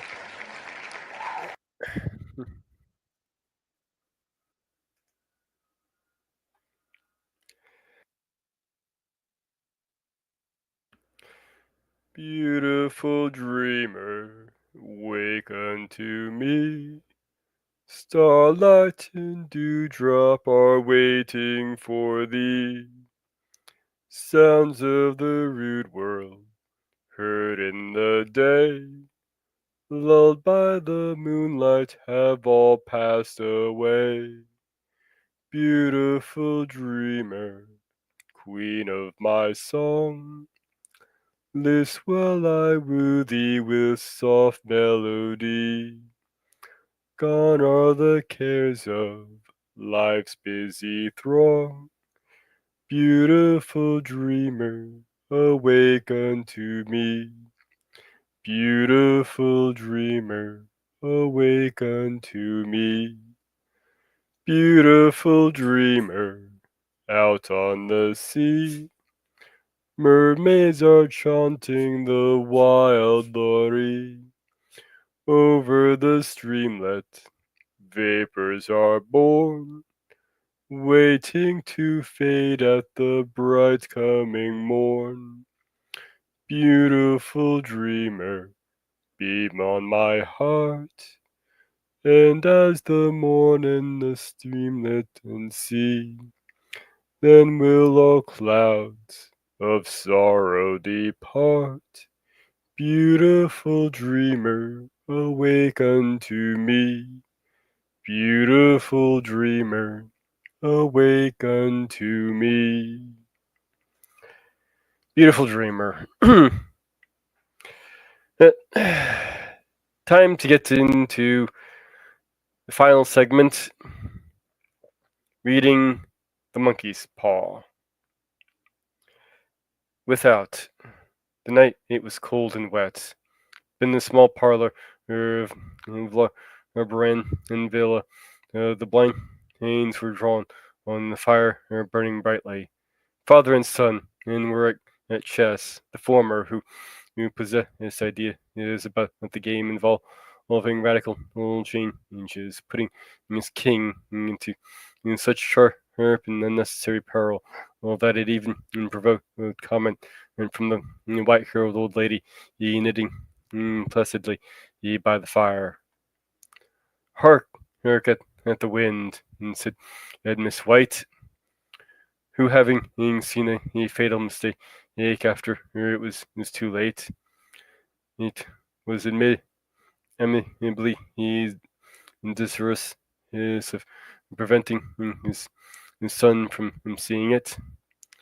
I'm listening, said the latter grimly, surveying the board as he stretched out his hand, and check. I should hardly think that he'd come tonight, he said at his father, with his hand poised over the board. Mate, replied the son, that's the worst of living so far out, bald old Miss White. With a sudden and unlooked for violence, and of all the beastly slushy out of the way places to live in. This is the worst. Pathway is a bog, and the road to torrent. I don't know what people are thinking about. I suppose because there's only 2 houses in the road are let. They think it doesn't matter. Never mind, dear, said his wife soothingly. Perhaps he'll win the next one. Mr. White looked up sharply, just in time to intercept a knowing glance between mother and son. The words died away on his lips, and he hid a guilty grin in his thin gray beard. There he is, said Herbert White, as the gate banged to loudly in heaven. Footsteps came toward the door. The old man rose with his hospitable haste. An opening in the door was heard condoling with the new arrival. The new arrival also condoled with himself, so that Mrs. White said, "Tut, tut," and coughed gently as her husband entered the room. followed by a tall, burly man, and beady of eye and red and cold of visage. Sergeant Major Morris, as he said, introducing himself. The sergeant and major shook hands and taking the preferred seat by the fire, watched contentedly while his host got out whiskey and tumblers stood with a small copper kettle in the fire. At the third glass, his eyes got brighter, and he began to talk. The little family circle regarding with eager interest this visitor from distant parts, and says his square his broad shoulder is in the chair, and spoke of wild old scenes and we deeds of war and plagues and strange peoples. 21 years of it, said Mr. White, nodding at his wife and son. When he went away, he was a slip of a youth in the warehouse. Now look at him. He don't look to have taken my charm, said Mrs. White politely. I'd like to go to India myself, said the old man. But just let's look around a bit, you know. Better where you are, said the sergeant major, shaking his head. He put down on the empty glass and sighing softly, he shook it again. I'd like to see those old temples and for Acris and jugglers, said the old man. And what it was that you started telling me the other day about a monkey's paw or something, Morris? Nothing, said the soldier hastily. Leastway, it's nothing worth hearing. Monkey's paw? Said Mrs. White curiously. Well, it's just a bit of what you might call magic, perhaps, said the sergeant major offhandedly. His three listeners leaned forward eagerly. The visitor, absent-mindedly put his empty glass to his lips and set it down again.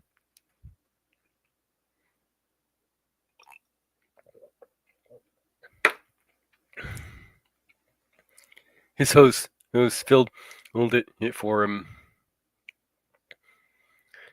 To look at, said the sergeant major, fumbling in his pocket. It's just an ordinary little paw dried into a mummy.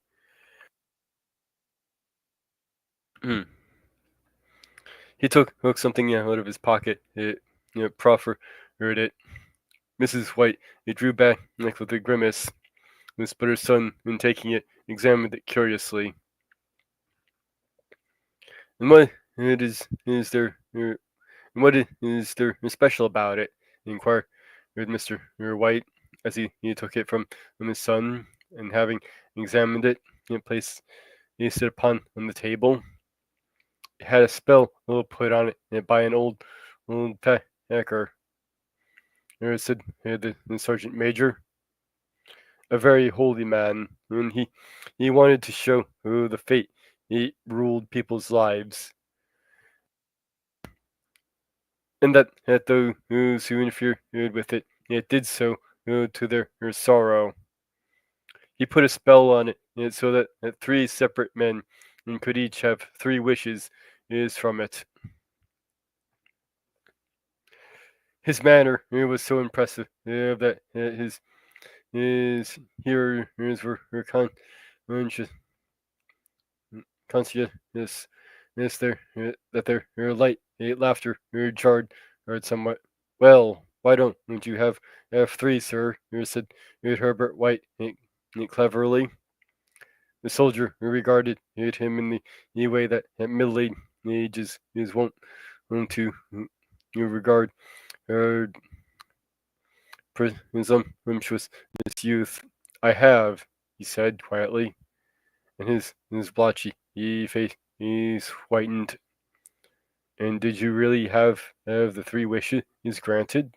Asked Mrs. White. I did, said the sergeant major, and his glass tapped again in his strong teeth.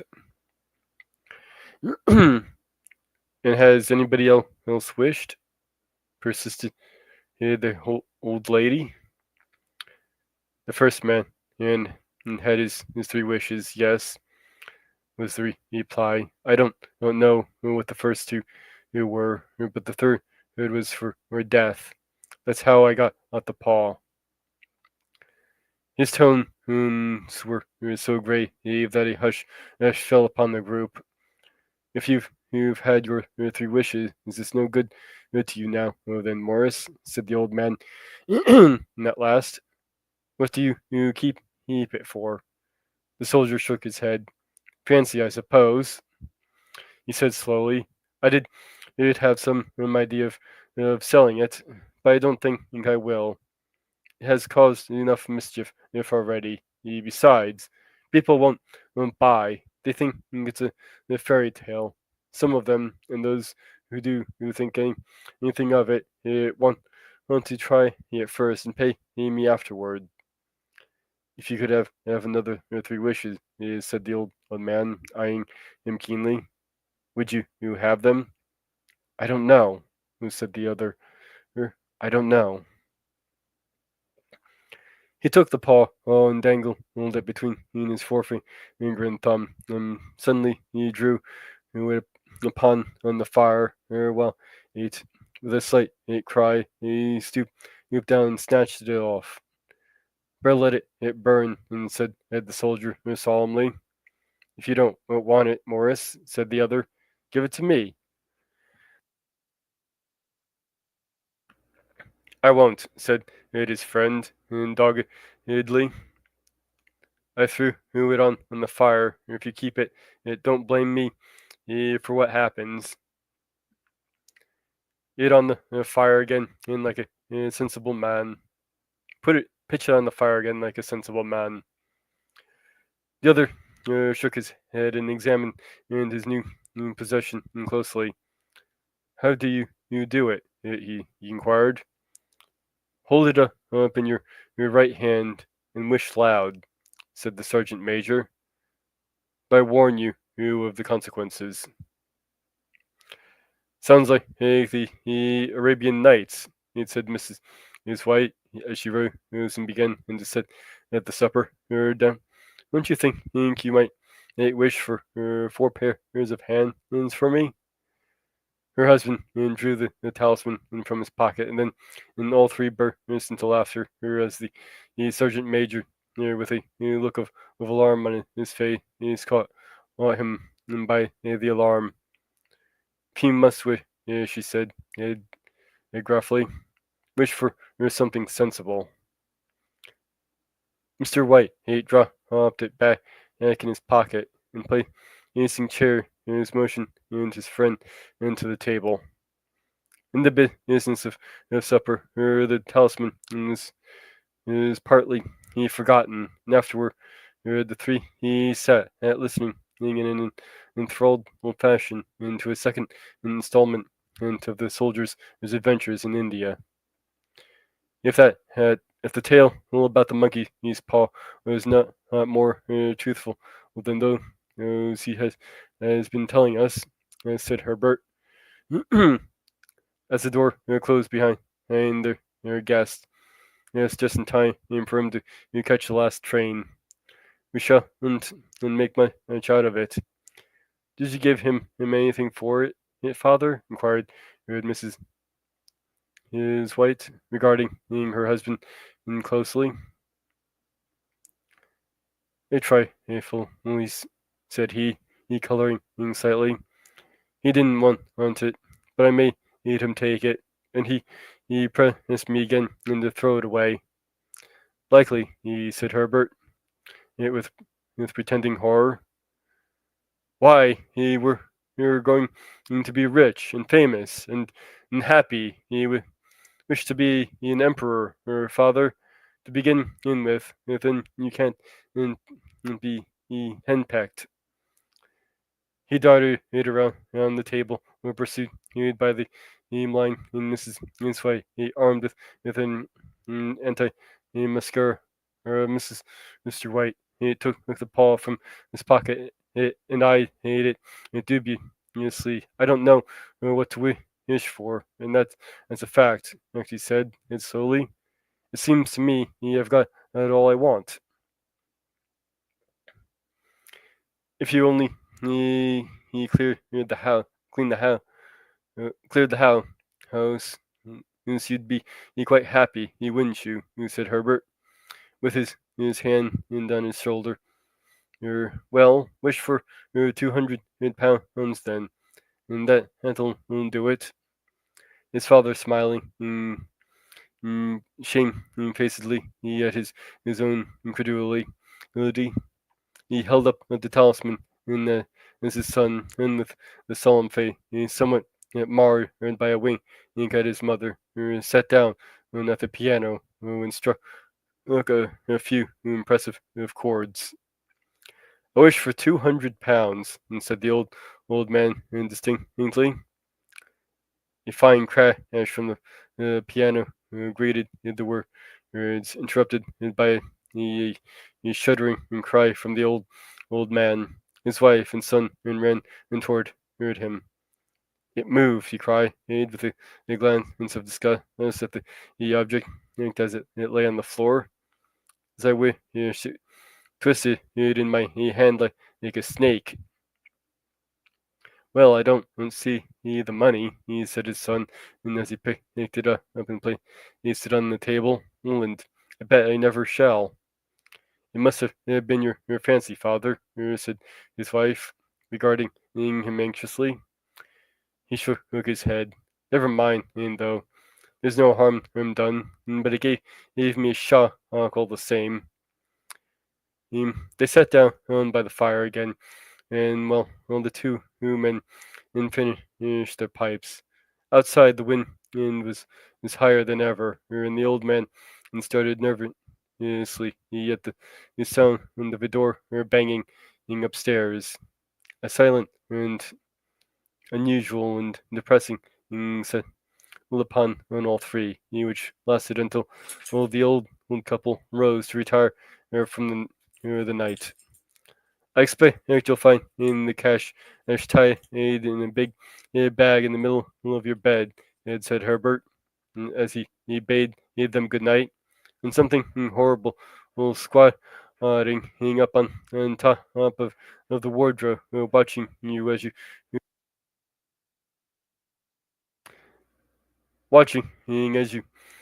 pocket your ill-gotten gains. He sat alone in the darkness, was gazing at the dying fire and seeing faces in it. The last face was so horrible, so simian, that he gazed at it in amazement. It got so vivid that with a little uneasy laugh, he fell on the table for a glass containing a little water to throw over it. His hand and grasped the monkey's paw, and with a little shiver, he wiped his hand and on his coat and went into bed.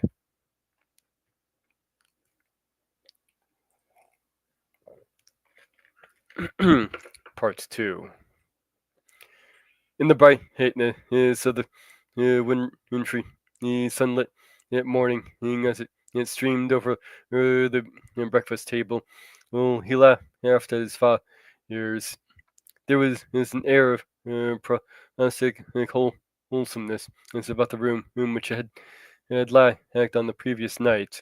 In the dirty, shriveled little paw was pitched on the sideboard, with a carelessness which betokened not no great belief in its virtues. I suppose all soldiers are the same, said Mrs. White. The idea of our listening to such nonsense. How could wishes be granted in these days? And if they should, how could 200 pounds hurt you, father? might drop on his head from the sky, said the frivolous Herbert. More said the things happen and so naturally, said his father, that you might, if you so wished, attribute it to coincidence. Well, don't pray into the money before I come back, said Herbert, as he rose from the table. I'm afraid will turn you into a mean, ever anxious man, and then we'll have to disown you. His mother laughed and followed him into the door, watched him down the road, and in returning to the breakfast table, was very happy at the expense of her husband's incredulity. All of which did not prevent her from scurrying to the door at the postman's knock, nor prevent her from referring somewhat shortly to retired Sergeant Majors of bibulous habits. It's when he found that at the post brought to Taylor's bill. Herbert, will have some more of his funny remarks, like he expect when he comes home. She said as they sat at dinner. I dare say, he said Mr. White, pouring himself out some beer. But for all that the thing moved in my hand. That I'll swear to. You thought it did, said the old lady, soothingly. I said it did, replied the other. There was no thought about it. I had just what's the matter? His wife made no reply. She was watching the mysterious movements of a man outside who peered in in an undecided fashion at the house. This appeared to be trying to make up his mind to enter. In the mental connection with the 200 pounds, when she noticed that the stranger was well dressed and wore a silk hat of glossy newness. 3 times he paused at the gate, and then walked on in again. The 4th time he stood with his hand upon it, and then with sudden resolution and flung it open and walked up the path. Mrs. White at the same moment placed her hands behind her, and hurriedly unfastening the strings of her apron, and put that useful little article of apparel beneath the cushion of her chair. She brought out the stranger, who seemed ill at ease into the room. He gazed at her fervently. He listened in a preoccupied fashion, and as the old lady he apologized for the appearance of the room and her husband's coat, a garment which she usually reserved for the garden. She then waited as patiently as her sex would permit. That's my sexism. And for him to broach his business. Yes, but he was at first strangely silent. I was asked to call, he said at last, and stooped and picked a piece of cotton from his trousers. I come from Ma and Megan's. The old lady he started. Is anything the matter? She asked breathlessly. Has anything happened to Herbert? What is it? What is it? Her husband interposed. There, mother, he said hastily. Sit down and don't jump into conclusions. You've not brought bad news, I'm sure, sir. And he eyed the other was fully. I'm sorry, he began, and the visitor. Is he hurt? Demanded the mother wildly. The visitor bowed in the set. Badly hurt, he said quietly, but he is not in any pain. Oh, thank God, said the old woman, clasping her hands. Thank God for that. Thank.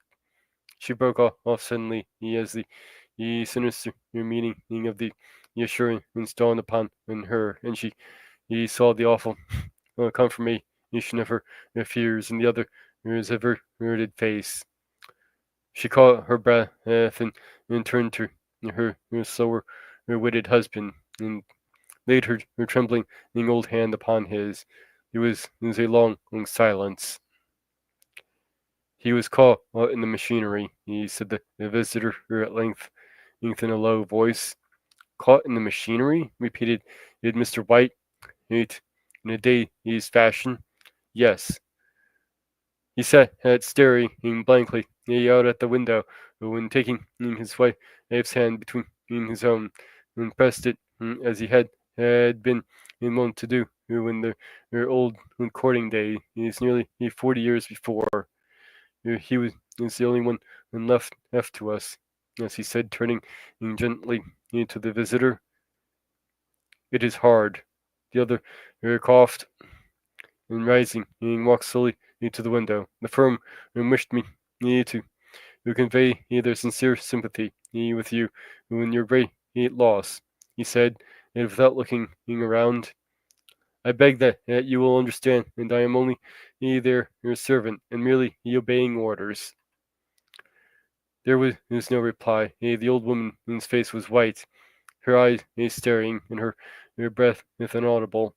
While on the husband's face was a look such as his friend in the sergeant and might have carried into his first action. I was to say that Ma and Megan's decline all responsibility, he continued the other. They admit no liability at all, but in consideration of your son's services, they wish to present you with a certain sum of compensation. Mr. White dropped his wife's hand and raised to his feet. He gazed with a look of horror at his visitor. His dry lips shaped the words, "How much?" £200 was the answer. Unconscious of his wife's shriek, the old man and smiled faintly, put out his hands like a sightless man, and dropped the senseless heap to the floor.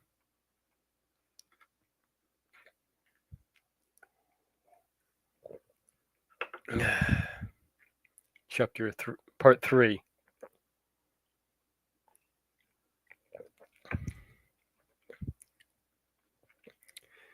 In the huge new cemetery, some 2 miles distant, and the old people buried their dead and came back to a house steeped in shadow and silence.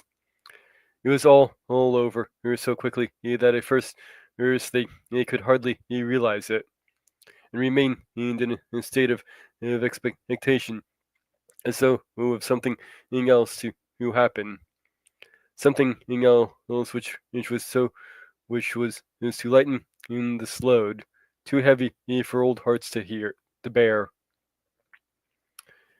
But the days passed, and expectation gave place to resignation, the hopeless resignation of the old, sometimes miscalled old apathy.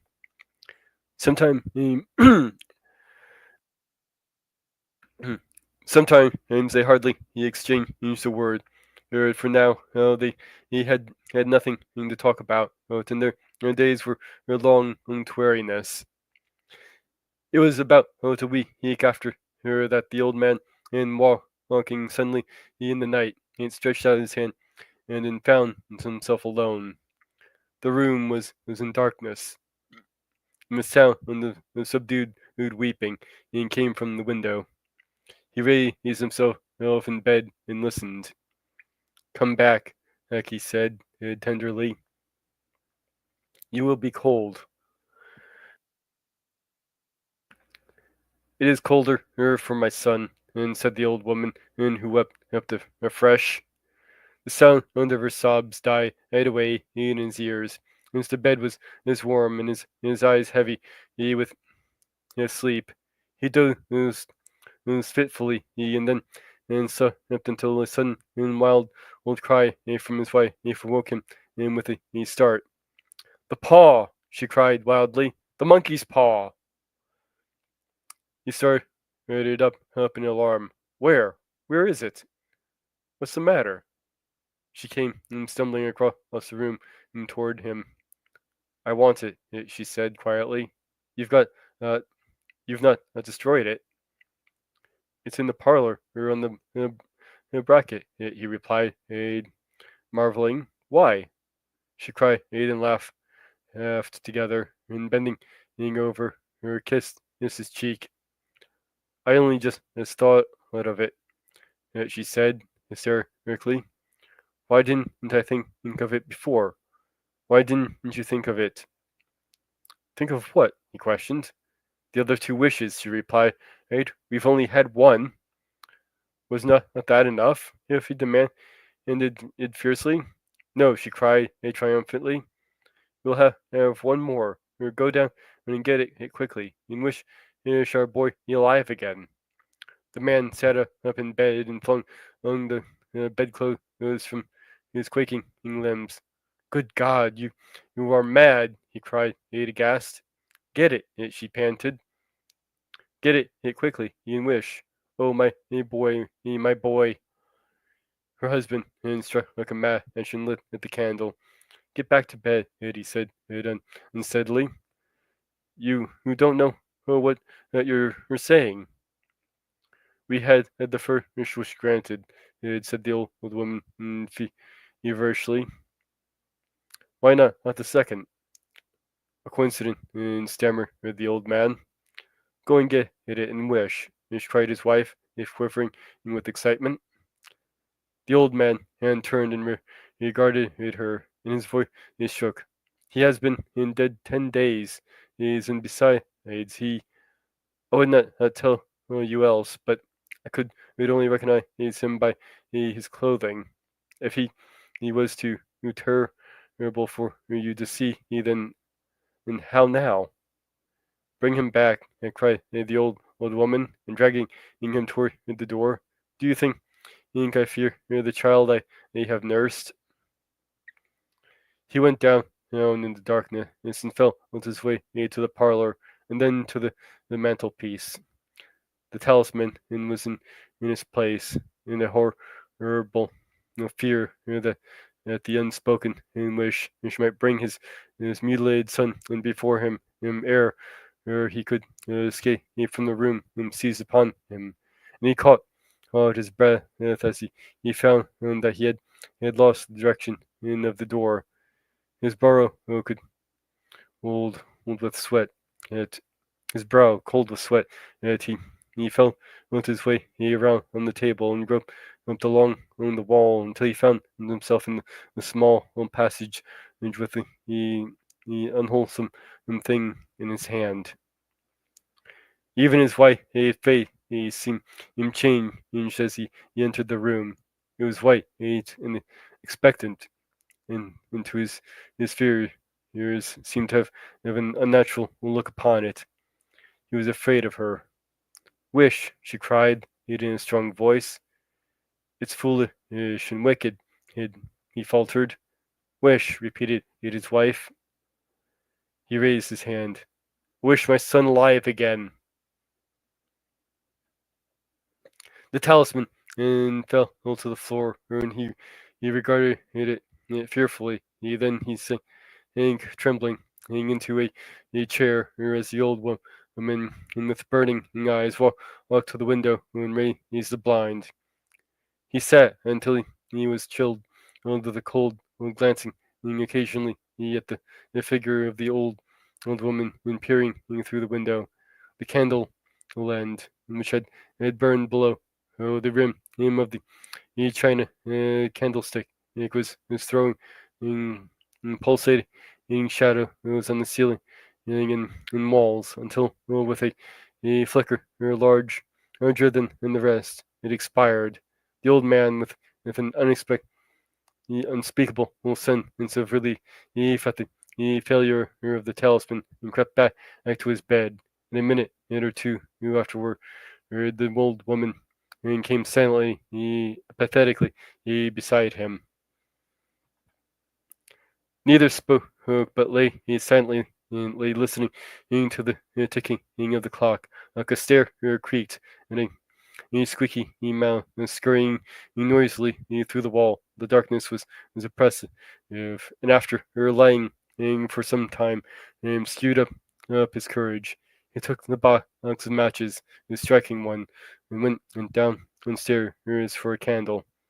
At the foot of the stair, the match went out. He paused, was to strike another, and at the same moment, a knock so quiet and stealthily as to be scarcely audible, sounded on the front door.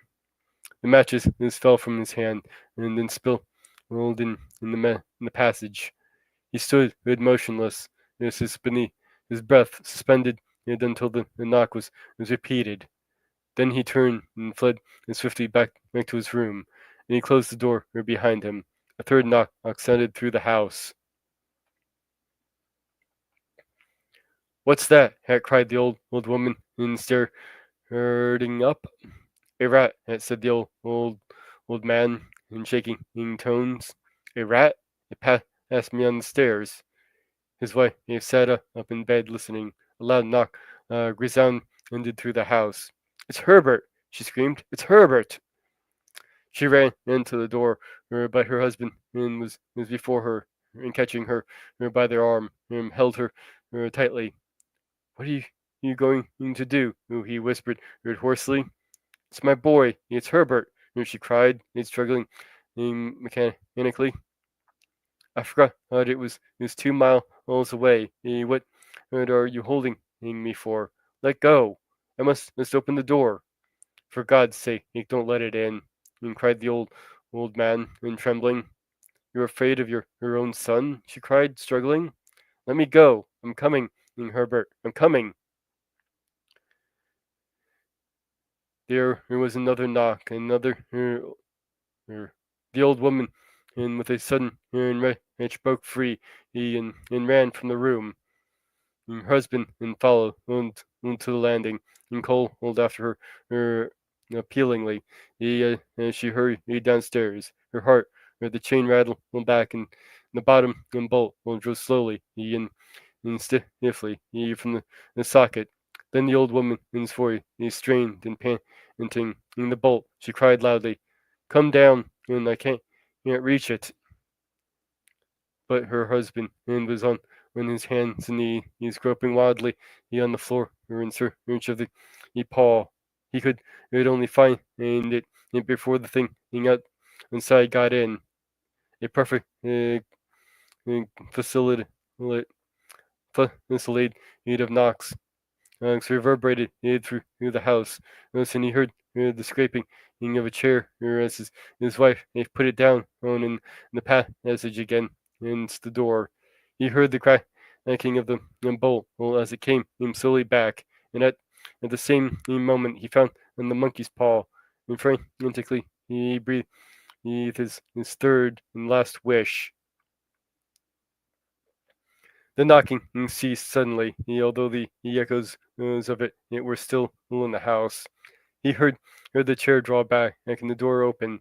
A cold wind rushed up the staircase. And a long, loud wait of disappointment and misery from his wife gave him courage to run down to her side, and then into the gate beyond. The street lamp flickering opposite it shone on a quiet and deserted road. And that was The Monkey's Paw.